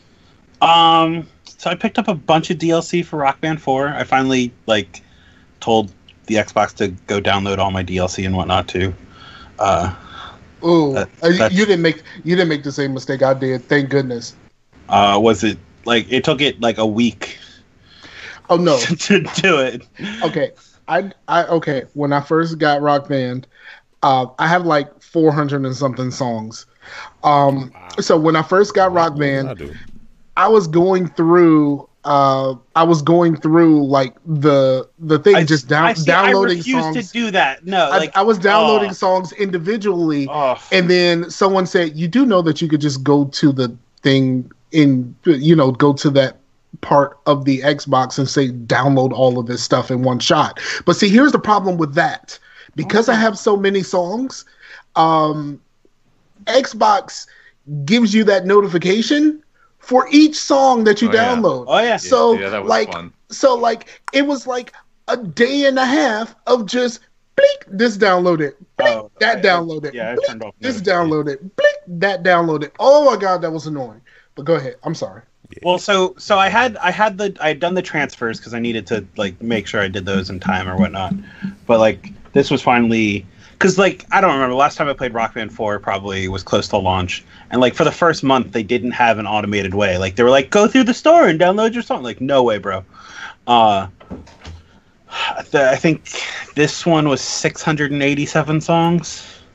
Wow. Yeah, we played a lot of Rock Band in this house. But anyway, I was just singing them on Saturday. I put together just a thing and okay, let's go play. Other than that, I also I picked up and played through the first episode for Life is Strange 2, which is a very good game. You guys should play Life is Strange 2. It looks interesting. I didn't play the first behind. game. My daughter played through the first game, and I just watched. The first game and then the prequel before those are both great. I never played one prequel episode. I'm pretty sure I own it for something, but I've You never probably played do. it. Yeah. But but you don't need to. This is a clean break. It'll ask you one question about the end of Life is Strange 1, but that's not very Did important. everyone die? That's one of the options, and then it just starts. It is the option. Yeah, exactly. Okay, However you spell it. Yeah. So there's one question they'll ask you. Otherwise, just you can go straight in, and you can tell them you didn't make a choice, and it'll just randomly choose for you. But the story about you and your brother, and the stuff that happens in your family, and you should. I don't want to talk about any of it because it's all spoilery, but you should go play it. It's great. It's the third game in that series, and they are continuing the pedigree that they have started with. So I need to play that extra episode for. That's the only thing I haven't played. Yeah, I haven't played the Max episode from Before the Storm. That did come out, right? It did. So, but it just seems kind of extraneous. So, but so I picked that up. I think it's $7 or whatever for the first episode, or you can just go buy the season for $40. And then last but not least, I picked up Valkyria Chronicles 4. You picked it up, or it was delivered to you? I bought it, if that's the question you're asking. Oh, okay. They sent an email out. I figured you got it too. I did. I've been wondering about Valkyria Chronicles. Is it traditional turn-based, or is it like the chess type strategy type? No, it's so. Each encounter, so that in the combat encounters, you start from a heads-up display. You have a number of action points. you pick your resource, so your sniper or whoever's in your team that you put together, and then you go to a third-person view of that character, and they have a certain amount of action they can take from that action point you gave them, and that's dependent on, like, if they're a heavy, they're slower, but they have more armor, and if they're a sniper, they it depends on the class they are, essentially. So it's kind of like VATS from Fallout. I think I own that game for PS3, but I never played it. I sent it to Blue for a while. He played it and sent it back. It's a real interesting one. Like, you have to. It's totally anime World War II. And that's why I didn't play it. So like you have to look cool, but I'm not. Yeah, like you have to get past that or embrace it. But kind of like VATS, but you don't slow down. Like once you have a movement action, and then you have a fire and like a attack action or a repair action you can take, depending on what class you have. So like you can shoot, or if you're the engineer, you can use your repair tool, or so.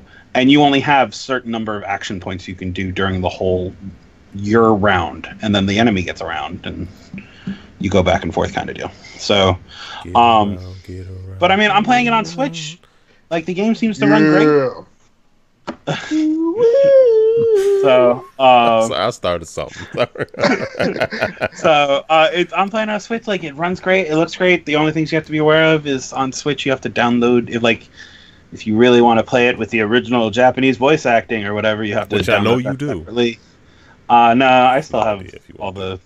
I don't mind reading subtitles, but I don't have any like strong connection to these characters. Like these are all new characters. I don't care if they speak English or not.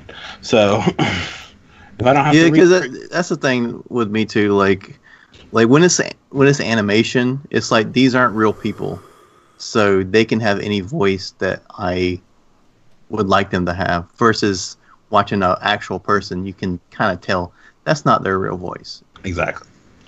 So, but I mean, it's so far I'm enjoying it. Like you're this, and everyone's like a teenager, and you're stopping the Empire. Which, if you were to look at the map, essentially it's like Eastern Europe versus Western Europe, in this whole thing.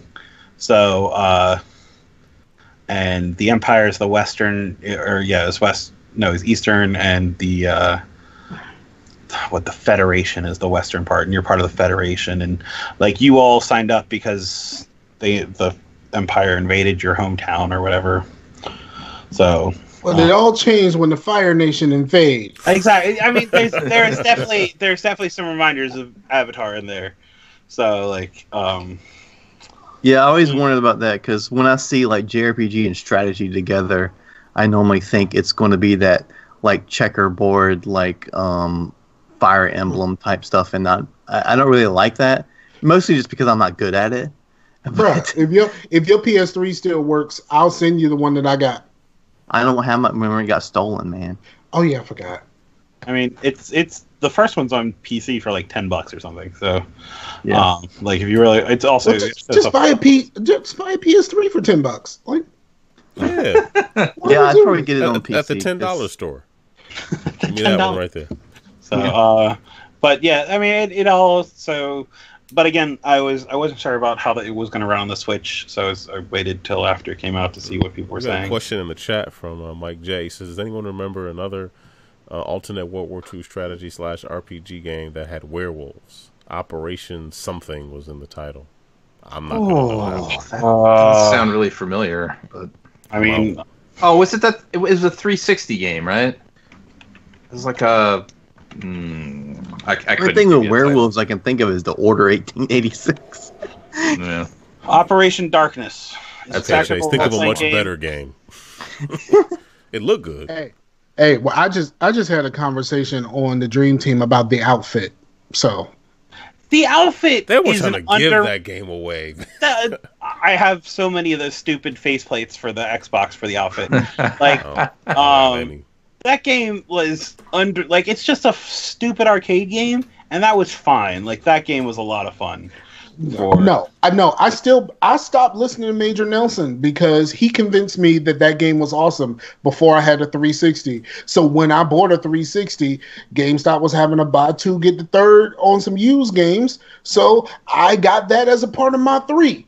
And bruh, I was like, what is this mess? Major Nelson done sold me a lie. So I stopped listening to Major Nelson.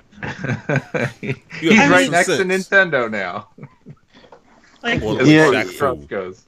Yeah, it wasn't what it like looked like it was supposed to be. It looked like it was going to be some, I don't know, like it looked like it was going to be like a Grand Theft Auto type game. But you know what it ended up being? It ended up being the 360's version of Brute Force.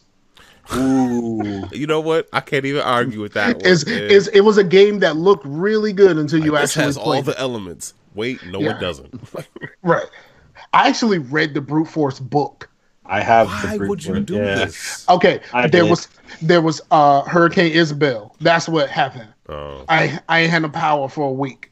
So Isabel, that biatch, showed up on my birthday. So yeah, that happened. But like Hurricane Isabel, I wasn't doing anything. I went to Books A Million. I could still pay with cash, so I just bought some like Marvel Digest books, and then I bought like the Halo book. I bought The Flood, which is basically a novelization of the first game. Right. But it was actually really good, because it told more than one perspective, not just Master Chief's perspective of what was actually happening. But yeah, and then I read the Brute Force book during that time. Yeah. See, I don't know. The outfit was just like a fun, dumb arcade game. But also, you got to remember, like, it was 5 months after the Xbox released? Like, early Xbox. Like, nothing out there. But also, Robert Patrick was in it, just to, tie it back to the beginning. Yeah, like Jay said, if you want a bad video game book, I think the store near me has the Perfect Dark Zero audio book for sale. Okay, if we're gonna do this, I have all 3 Hellbook London books somewhere around here. Ooh, I'm sorry. I read all 3 of them too. Like I really like that game. For a obviously, weekend. Yeah. For a very fun weekend. What else? Anyway, whatever came out to GameStop while I was working there, I probably still have one of the novels for each of the things. So the last thing, actually, I didn't even put on the list, but I woke up and I was like, I want to play a game, and I just fooled around in Grand Theft Auto 5 this morning for a couple hours. Like, that is a game that can be played. Pretty much, like, it's like I went to the airport and like, hey, what can I do with a jumbo jet? And just flew it around, and then I think crashed it into a highway. As you do. Like, I mean, what was I gonna land it? I don't know. So like, it was a crash landing. So yeah. Yeah. I mean, it was fine. It just makes me like, I'm on the edge about like, should I buy Red Dead Redemption 2 or not? I didn't like really play the first one. I don't care. And I don't really care about the setting. I did not think that I would care about Red Dead, but Jaybird, rest in peace, kept bothering me so much about playing Red Dead that I finally played it and I enjoyed it quite a bit. I even finished it. That's what's going to happen with you in Persona 4. Absolutely. Because I'm going to like bug you, and finally play it. You're like, I love this. Thank you, Chase. Absolutely not. Persona 4 is pretty good. Nah, I'm good. Like, I'm just gonna throw that out there. Like, it's pretty good. Like, I'm good. I have access to 5. I just never played it. And actually, I have access to Spider-Man, and I have not actually downloaded it yet. So good. Yeah, you probably play that. That's a good game. I just don't really care. Like, I don't know. I mean, I guess it's just me, but I just don't really care. Like, probably gonna be in the top 5 games for this year for me. I didn't even finish Dad of War. Neither did I. Not because I didn't want to. I got about a quarter into the game and just kind of stopped. Yeah, I got to the elf place and I was like, I don't care about this at all. You know what? That is something else. We were talking about someone being replaced because of their height. Kyle Barker got replaced because he was short. But it was his voice. But Kyle Barker got replaced because he was short, and they were doing motion capture. So they got the guy from Stargate to do the voice. I was going to say they got Teal to go do the. No. Yeah. They got Miles. From House They got Party Miles 3. from House Party. But yeah, they got him because he was tall enough. No, that was 2. Sorry, the Pajama Jimmy. Yeah, That was 2. Yeah, absolutely. What those? Come on, who didn't want those? The pool ball pajamas. They were dope. They were so dope. I wanted those so bad. But like being the black people on the show, like no one else has any idea what we're talking about. Nobody seen House Party 3? What are you talking about? We were talking about wanting those pajamas so bad, Yes, and no one I was said shaking anything. my head. No, Because you have you to also speak wanted up. them. You have to Yes. speak up about House Party too. Do we? Okay. You have to. It's I necessary. have repeatedly seen House Party 2, and yes, I would very much welcome a pair of pool ball pajamas. Yes, Up to and including today? Right. I mean, I will wear those right I'm now. just trying to say this as white as possible. So, I thought it was another breaking situation. My bad, Tiny. I thought it was another breaking situation because we started talking about breaking early in the episode. Y'all just left us hanging. Like, Right, there's a for guy real. about the, I was about the literally community making center. another reference at the exact same time. Anyway, whatever. It's cool. No. I'm sorry. I thought- We weren't picking up what you were putting down. My bad. Bad dog. Anyway, where were we? Grand Theft Auto 5 's fun, and that's why I'm not playing Red Dead. I guess was where that went. So I don't know. My problem with Grand Theft Auto 5 is I bought it on 360 and I got pretty deep into the game, and then I got an Xbox One, and then I got it for that too, and then I had to start all over. So I'm like, do I really want to do this? I did. No. I really want to do this. Like I got in, I played around for a little bit, I did a couple of the story missions. Like, yeah, I'm good. And now I have 2 copies of Grand Theft Auto 5. Yep. I have a downloaded version, and I have a disc version, and well, technically I have 3 because I still have the 360 version. So yeah, no, I don't think I'm going to play very much more of that. I know. It was just like I was like, I'm gonna pop it in, and I played around with it. Like it's like, Yeah. just wander around. I don't know. I wish I could understand the Grand Theft Auto online game because I just feel like everyone's like a 7 or 13-year-old kid just like being annoying. So I'm like, I don't feel like knowing that stuff. Yeah, it's like I saw a video about Grand Theft Auto Online, and someone was talking about how like the worst thing about Grand Theft Auto Online is the other players, and like how like you're just starting out and like you're trying to do missions, but like at some point you get alerted, everyone on the map gets alerted that you're trying to complete this mission. Right. So like some jerkhole that paid the extra money that now has a jet will just come by, shoot rockets at you and leave.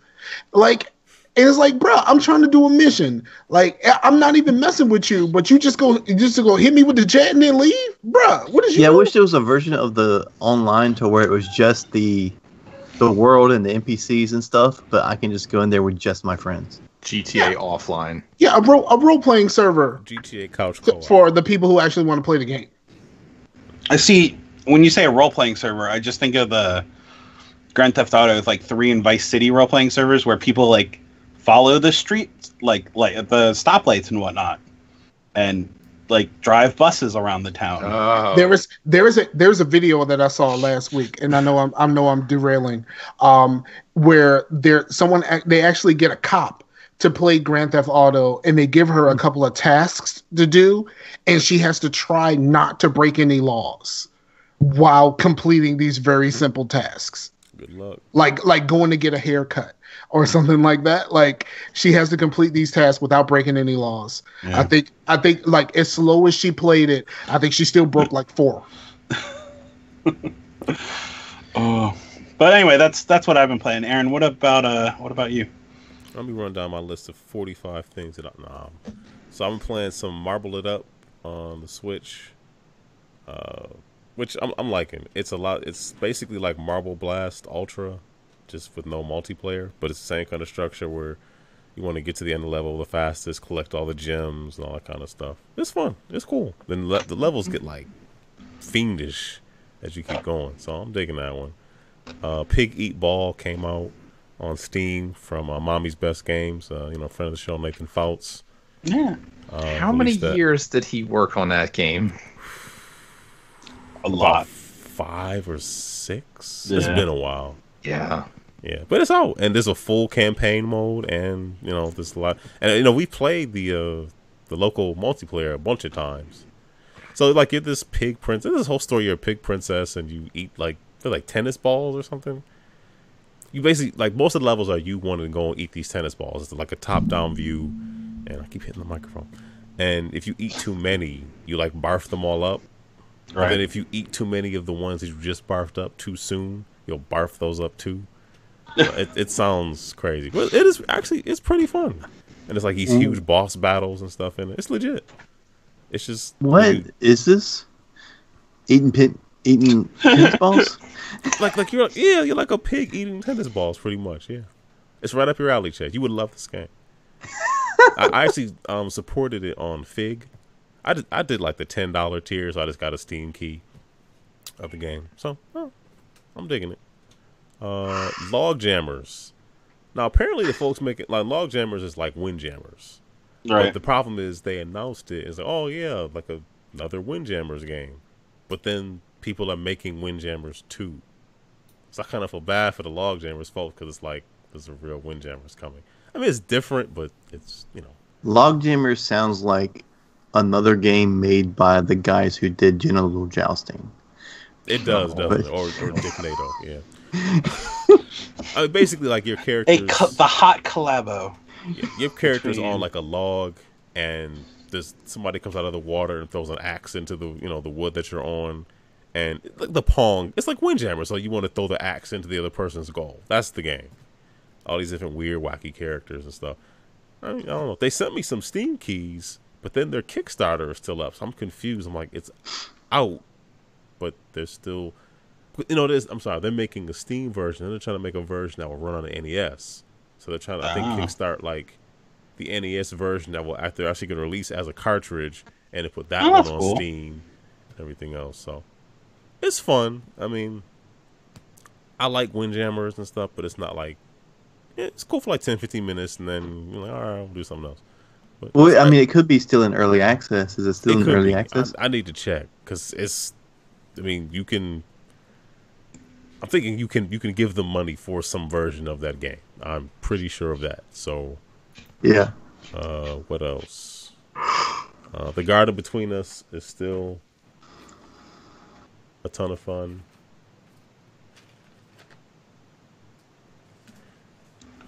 Okay, I'm sorry. The Garden Between Us is still a lot of fun. That's the game where you just basically it's one button and the analog stick. You just rewinding time and solving puzzles and stuff. It's really good. Like, it's just, when you watch the trailer, the trailer didn't really do a good job of conveying what it was. Maybe I just didn't understand what it was. But you have to play like this really soft, relaxing music, and like these just levels that just wind up like a staircase, and you just figure out the little puzzles in them to get up to the top. And the girl can do one thing, the boy can do one thing, and they just you kind of swap back and forth. And well, sometimes they'll just like go on a divergent path, like the boy will climb a ladder and the girl will go down some stairs. So like, okay, we have to split up because you don't really have a choice. You play more off-the-wall games than I do. Oh, just wait. I'm not even halfway there. This is only the beginning. This is every week, Chase. Well, this one isn't off the wall, but Creed. They released a Creed game. I guess Oculus or Vive, but it's on PSVR. They sent me a key. It's a lot of fun. Like, there was a game called what was it? Knockout League. Basically Punch Out in VR. I was gonna say, this is the Punch Out. Yeah, awesome. That game was dope. Creed is like, it's like the 4th time I've done this.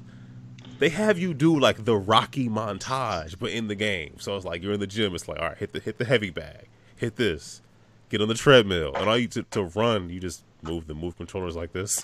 That's running. Do you have to beat the meat? No. Okay. No. And I see what you did there. Well, you know, let me. That was surprising. Okay, here's the thing. Now, I mean, everybody's seen Creed, right? The first one. Yeah. No. Yes. Okay, I just saw it 2 or 3 weeks ago, so I ain't even mad at you. It's really good. I don't recall. I want to see the second one though, because I saw the preview. I saw the trailer, and I'm like, yo. Yeah, you should watch the first one. It's good. Now, correct me if I'm wrong. There's no scene in that movie where he's in a butcher shop beating a piece of meat, right? That didn't happen, correct? There is no tenderizing. Yeah, there is no tenderizing moment. So I basically did my first 3 fights, and it's following the first movie, which is weird because the second one comes out like in a month. But so I did my first 3 fights, and then I finally get to like work with Rocky. It's legit though. I mean, I put it on rookie, so it was a little bit easier, but the movement is pretty good. And they found a way if you like walk around, turn. It's pretty good. There's no judging here, man. Scarcasm's all Nepo land. So. Yeah. Nah, but they're used to me running down a list of stuff that they've never heard of. It's just, that's how we do here.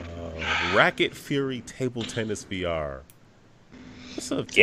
It's a table tennis VR game. I'm not good at that thing. I don't know. I got destroyed by the computer right before we started recording the show. So. I'm gonna tell you the table tennis game that was on the PlayStation Move was so much fun. The one like that was on the sports champ. That was sports champions. That was so much fun. Are you good at table tennis? I'm not good at table tennis. So me neither. But I had fun with that. I had a lot of fun with that. Oh, Mike J said he would destroy his office or living room playing Creed VR. We gotta move the furniture, man. You gotta move the furniture. They need to make a VR ping pong game, but it's a Forrest Gump ping pong. Probably, I don't know. I haven't seen it, but it might. And they need to do that, man. I'd play the hell out of some Forrest Gump ping pong. Oh, I don't know if. Is the final boss Bruce Lee playing with nunchucks? Maybe. I would try it. I would try it if I had to play ping pong against Bruce Lee playing with nunchucks. I would totally try that. And I hate VR. Like I absolutely cannot stand the idea of VR. But I would totally do that. Is it you get sick or you just don't? No, I just don't. I don't want to be completely enclosed in a video game. I don't play it that much, to be honest with you. When I do play it, it's like half an hour, and I'm out. But it costs too much for me to not want to play it that much. You know what I'm saying? That's the other part of it. Like I don't see myself. I know they announced what is the Oculus? What's the one with no cords? Quest. $400, great. I'm not buying that thing. Like I'm just not. I don't play this thing enough that I spent $400 on. So it's cool, but even just hooking it up is like. Have you played the lightsaber rhythm game? No, Beat Saber. No, I have not played that one. Here's the problem. The videos for Beat Saber, where those people who are probably a part of the making of that game are like really good at the game. That is watching those videos. It looks really cool, but that is super intimidating. Like I can't do that. Well, I don't know. I know a lot of people. I'm pretty sure there's difficulty levels. Yeah, I think you could get to that level. So probably. What is that game called? Beat what? Beat Saber. Saber. Okay. What else?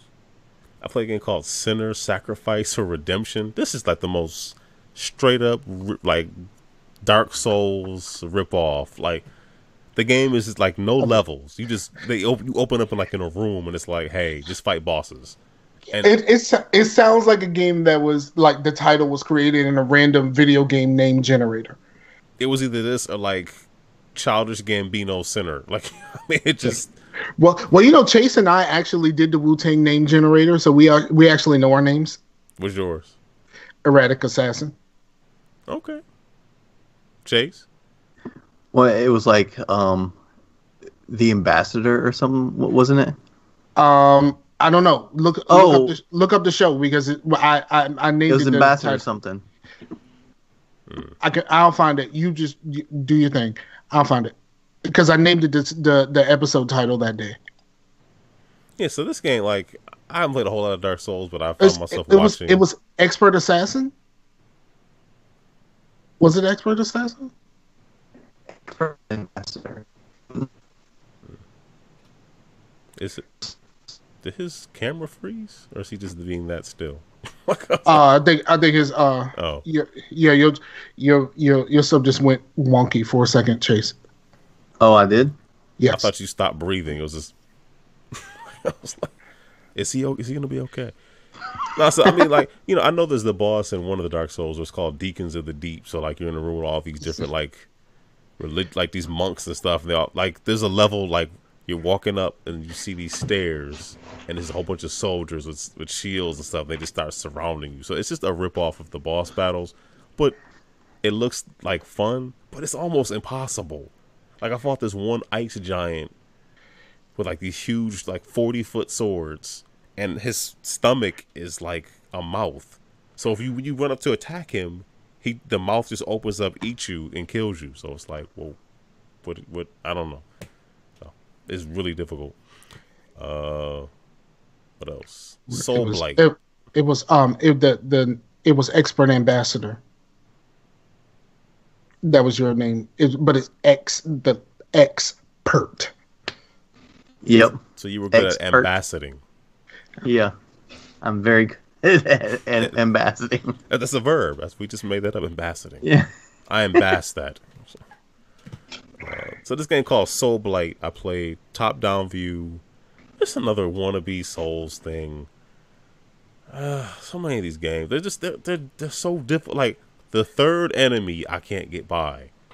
This isn't fun. The third enemy? Like, give me a confidence booster or something. But yeah, these games are just rough.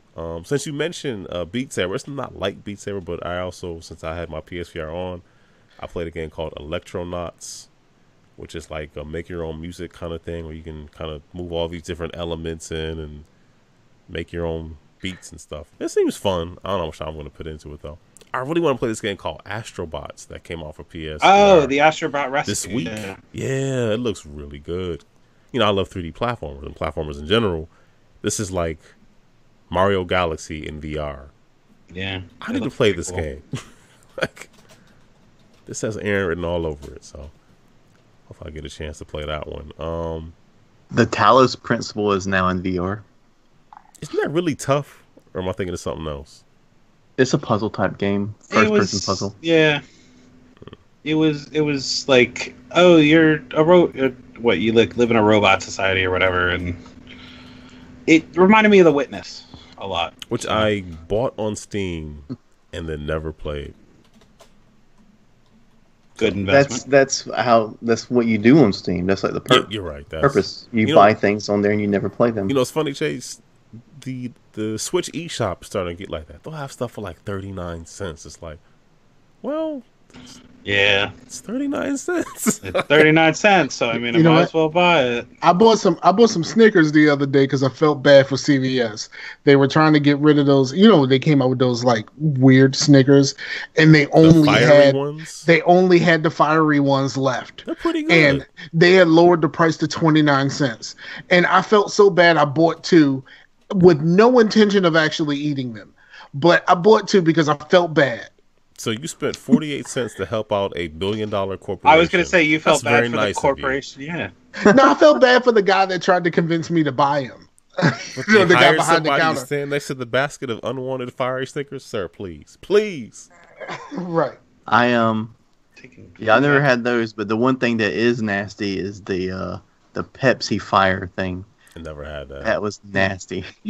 I wish they bring back Pepsi Jazz. Like, I miss Pepsi Jazz. I don't remember that. What is it? Was that the coffee one? They had the coffee one, and then they did have a coffee one, but they had like a caramel one. But the best one was I think it was like strawberries and cream. I don't think I ever had that. I remember Pepsi Kona. I don't remember the rest of them. So Crystal Pepsi was bad enough. So I don't know. They have cherry Sprite, which is pretty good. No. They basically have like remix was dope.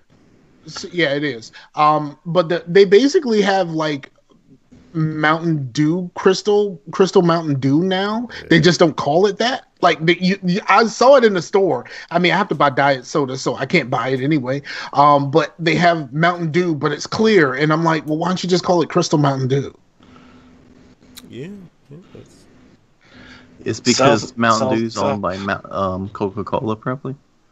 No, it's actually Mountain Dew. It's just clear. Right, but I don't think they can call it Crystal. I don't think Coke owns Mountain Dew. I don't think it matters because it's gross. Well, no, because Mountain Dew's available at like Yum Brands, which makes me think it's a Pepsi brand.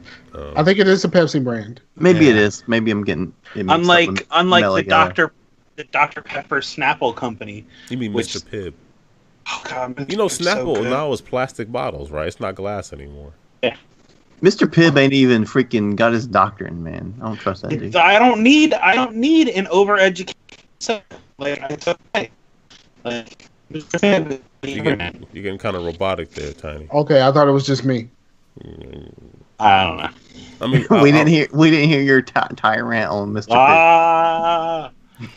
Let me do these last two real quick, and I'll be out of your hair. Dimension Drifter. I got an email like, "Hey, this is game. It's like Doom." And I'm like, okay. I watched the video. I'm like, okay, it's a third-person game. A female avatar shooting a bunch of zombies and monsters. I'm like, okay. Terrible. Like, it's just not a good game. I don't know why they even threw Doom in there. It's not even a first person. I was gonna say, like, it's a third person game. Why would you reference Doom in this discussion? It was just bad. Like it functions, but I mean, yeah, you have guns, you run around and shoot stuff, but it's just very uninspired. It's like one of those games that like Steam is trying to clean up off of Steam. Gotcha. Well, not that bad. Like it does function. It's not like it's just an asset swap or anything, but there's nothing really to it. And the last thing is, both my two youngest daughters both asked me about playing Fortnite last Sunday. And I felt like an old man because I was sitting down trying to get these accounts set up, like just grumbling. It's Fortnite. Gotta be making accounts. I was just, I don't know. Then I was trying to figure out how to get them so they could play together. And I felt like a real old man.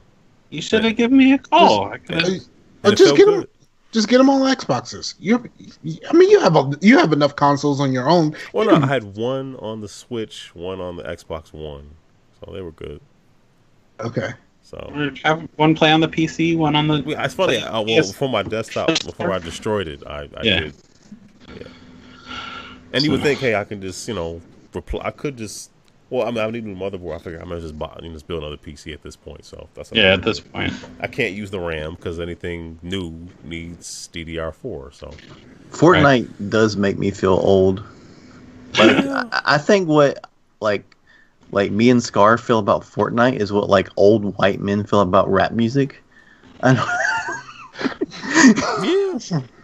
Yeah, no, I feel that way about a lot of this stuff. Like, I don't understand Battle Royale to begin with.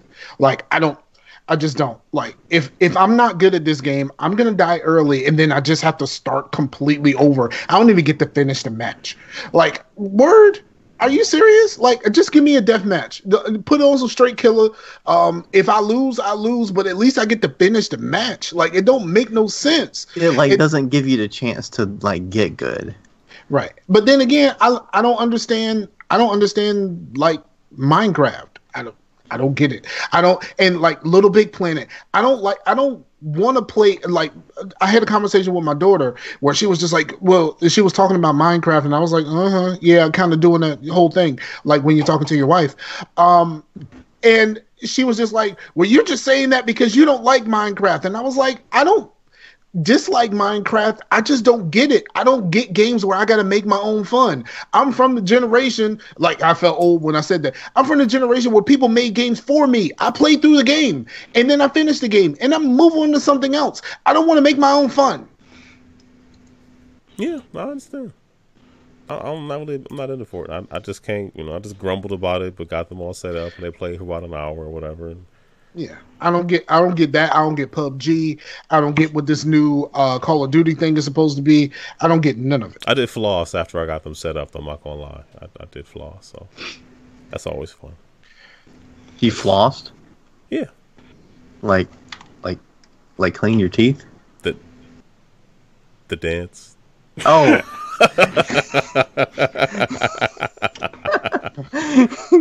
So I was literally thinking you were talking about. I flossed after I got that done. That was fun. And speaking of being old and being out of touch, Dental hygiene is important, kids. it really is. Right. All right, well, we can move on. I threw a couple of things on here. I know we probably should wrap up, but apparently a new Switch model's coming out next year. Yeah, but like, But new Is isn't that like just- like it's gonna be the like, oh, it's cheap. We can make it with components that are now considered the base components today. Like, yeah. it's the same idea as how they miniaturized the Xbox board. Like, there was no difference in the SKU. It was just like, hey, this is I'm easier to hoping make. it's a It's little basi- better than It's that. it's like how they started changing the screens on the Vita. Yeah, like Yeah, I don't yeah. think it's going to be a Switch Pro though, which is like what I think a lot of people were reporting it as. Like, it's just going to be a revised SKU because hey, we can make the board 20% smaller. And we can do this cheaper. Right. Yeah. All right, we agree. Like, I didn't put the link on here, but I read an article about Randy Pitchford's assistant, like over Yeah. time stole $3 million. $3 million How did from he him not and his notice wife. $3 million? That's- How much I mean, money does like, he have? exactly. That's what I was thinking. Like when I saw the headline, I was like, "How does someone steal $3 million You from don't you?" notice it. but Right. didn't it like wasn't the reason they noticed it was because like they suddenly were short cash on hand? Like they went to the bank essentially and like, there's like you have to take cash out of like your investments or whatever if you're gonna like get money out of your bank account. Sir, we can't just give you this house. You have to actually pay for it. Like I mean, it sounds like he made off with quite a bit of money. So, It's messed up. Let's see. Google announced the Project Stream thing. I guess you can stream the new Assassin's Creed from inside a Chrome browser. if you get accepted to the beta, Yeah. and I think you had to have a minimum of 25. Yeah, but I that's mean, I guess I was reading an article on was it Windows Central that was saying like, with Google taking that step, it's sort of a warning shot to Microsoft. Like if you're really trying to push, and Sony as well, if you're trying to push this streaming thing, like you have some serious competition outside of the console space. But Yes, no one. yes but and no, because like look everybody at, who won. Oh, go ahead.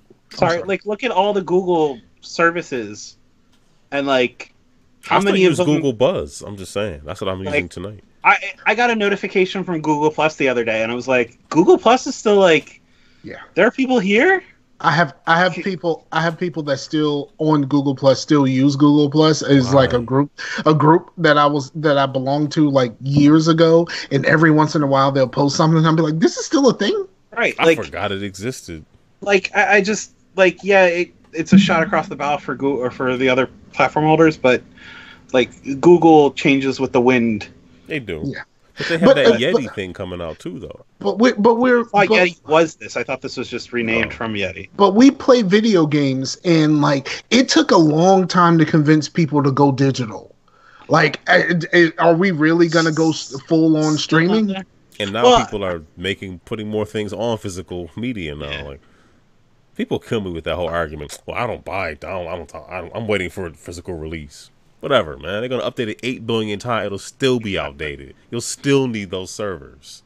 Yeah, Exactly. I mean You haven't the won.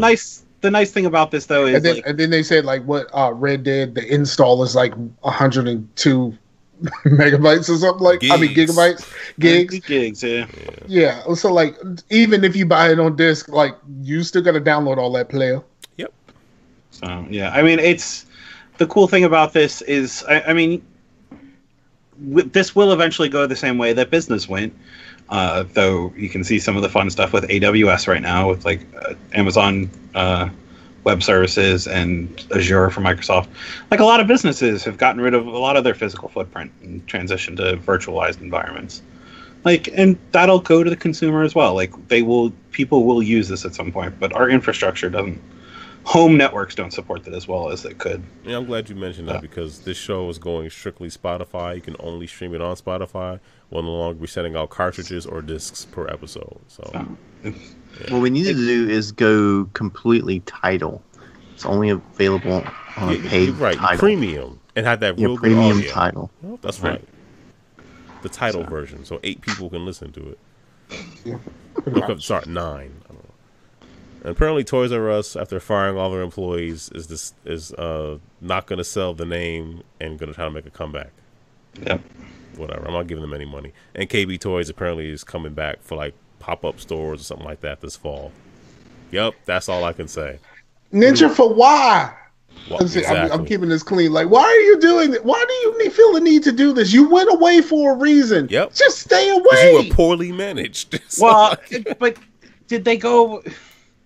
Did they actually go away for a reason? Because like, from everything that I remember reading from like financial reporting was they got loaded by their investment finance with a bunch of bad they screwed them over. debt, But with a bunch of bad debt from other companies.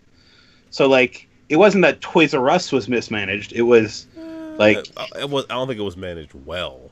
and that's fine. But like, Toys R Us itself could have survived if not saddled with this debt from other bad businesses. I think it could have survived longer, but I still think that it may have had one foot nudging a grave somewhere. Maybe, but again, it seems like the big thing was, hey, here's $10 million in like just debt weight around your neck that's not generated by you. Oh yeah, like hey, and they shuffle things around, so it just weighed down Toys R Us. And so, but don't you think that Toys R Us, if they did come back, the only way they could survive is to sell tablets and Fortnite skins? Because they have to become an experience. Like it's same. Like think of like Build-A-Bear.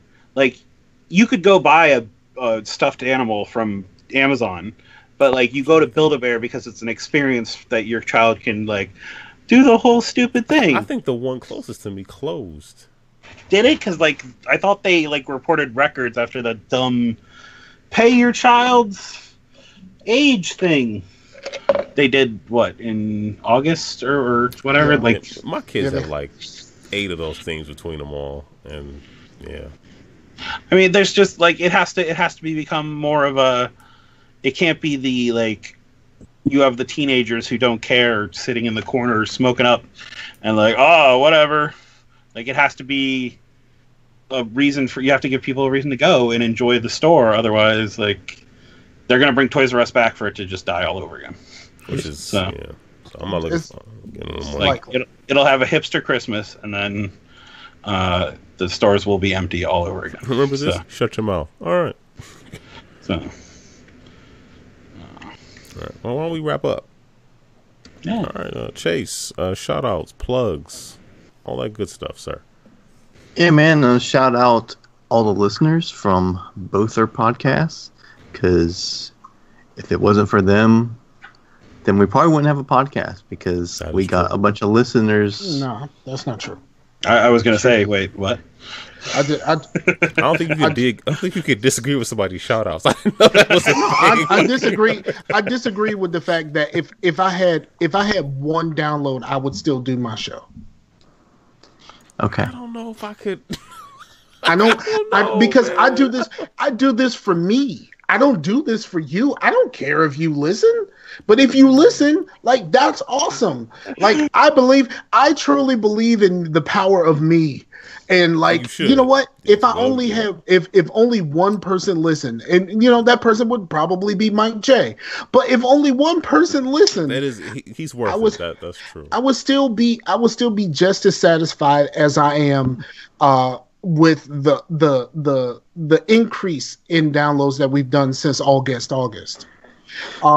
Like so, yeah, scratch that. Like instead of shout out the listeners, shout out Scar and Mike J. You know, yeah. Screw everybody else. Yeah, shout out to Mike J, because Mike J will be here. Yeah, I was yeah, and shout out to Meef J and the Destiny Besties. I haven't really played with them in over a month. So yeah. Sorry about that. I haven't been in a position to play any I can't pause type games. And shout out to Amber for staying sane over these past weeks, because it's been kind of crazy around the Langdon household. which I didn't get into, but I mean, she's right there. She could just wave and say thank you. yeah, she could. They're all waving at you. But Hello. But and a little shout out to my Extra Life event because we hopefully we'll have something good going on because I'm gonna try something a little bit different. Maybe like just have it kind of a hangout, cookout, drink some beer, and maybe have the stream more focused on us than the game type deal. Which I know that we don't, have boobs and stuff. Which mostly those type of streams are going that direction. But I mean, kind of. I do. Like yeah, I mean, let's be honest. too, but not anybody cares about. But I care about my boobs, Chase. yeah, and That's not what the people on that website told me. I mean, what? Wait, what? but yeah, we're doing, like I said before, doing more Persona 4 charity. And it's Persona 4 charity. There's a pun there, so acknowledge that. It's amazing. and that is youtube.com/awakenheathen because I can't change that. But once you search that, it'll just come up. Or you can just search Crucial Chase in YouTube. That'll pretty much find me. And so this weekend, I'll finish up the month of October for Persona. Cool. Oh, well, thank you. It's been a pleasure meeting you and having you on the show, Chase. You too. Scar. Man, thank you to y'all for having us on and letting me put this up on my feed also. Shout out to my favorite punching bag, Chase. I love you, man. But Mike, who had to be out early. It's been a long time since I've been back, and it's always a good time, but a long time. But I always enjoy it. I always enjoy hanging out with y'all, and we should do this again sometime, probably earlier in the day. Shout out to all the listeners because I would do this if you weren't here, but because you're here, that makes me want to do this more. Because you were wanting to do it less in August, but since you got so many downloads, you're like, hell yeah, Scarcasm. No, actually, I was just edit that one. I was just kind of burned out. I mean, I'm on 3 podcasts, so I was just kind of burned out.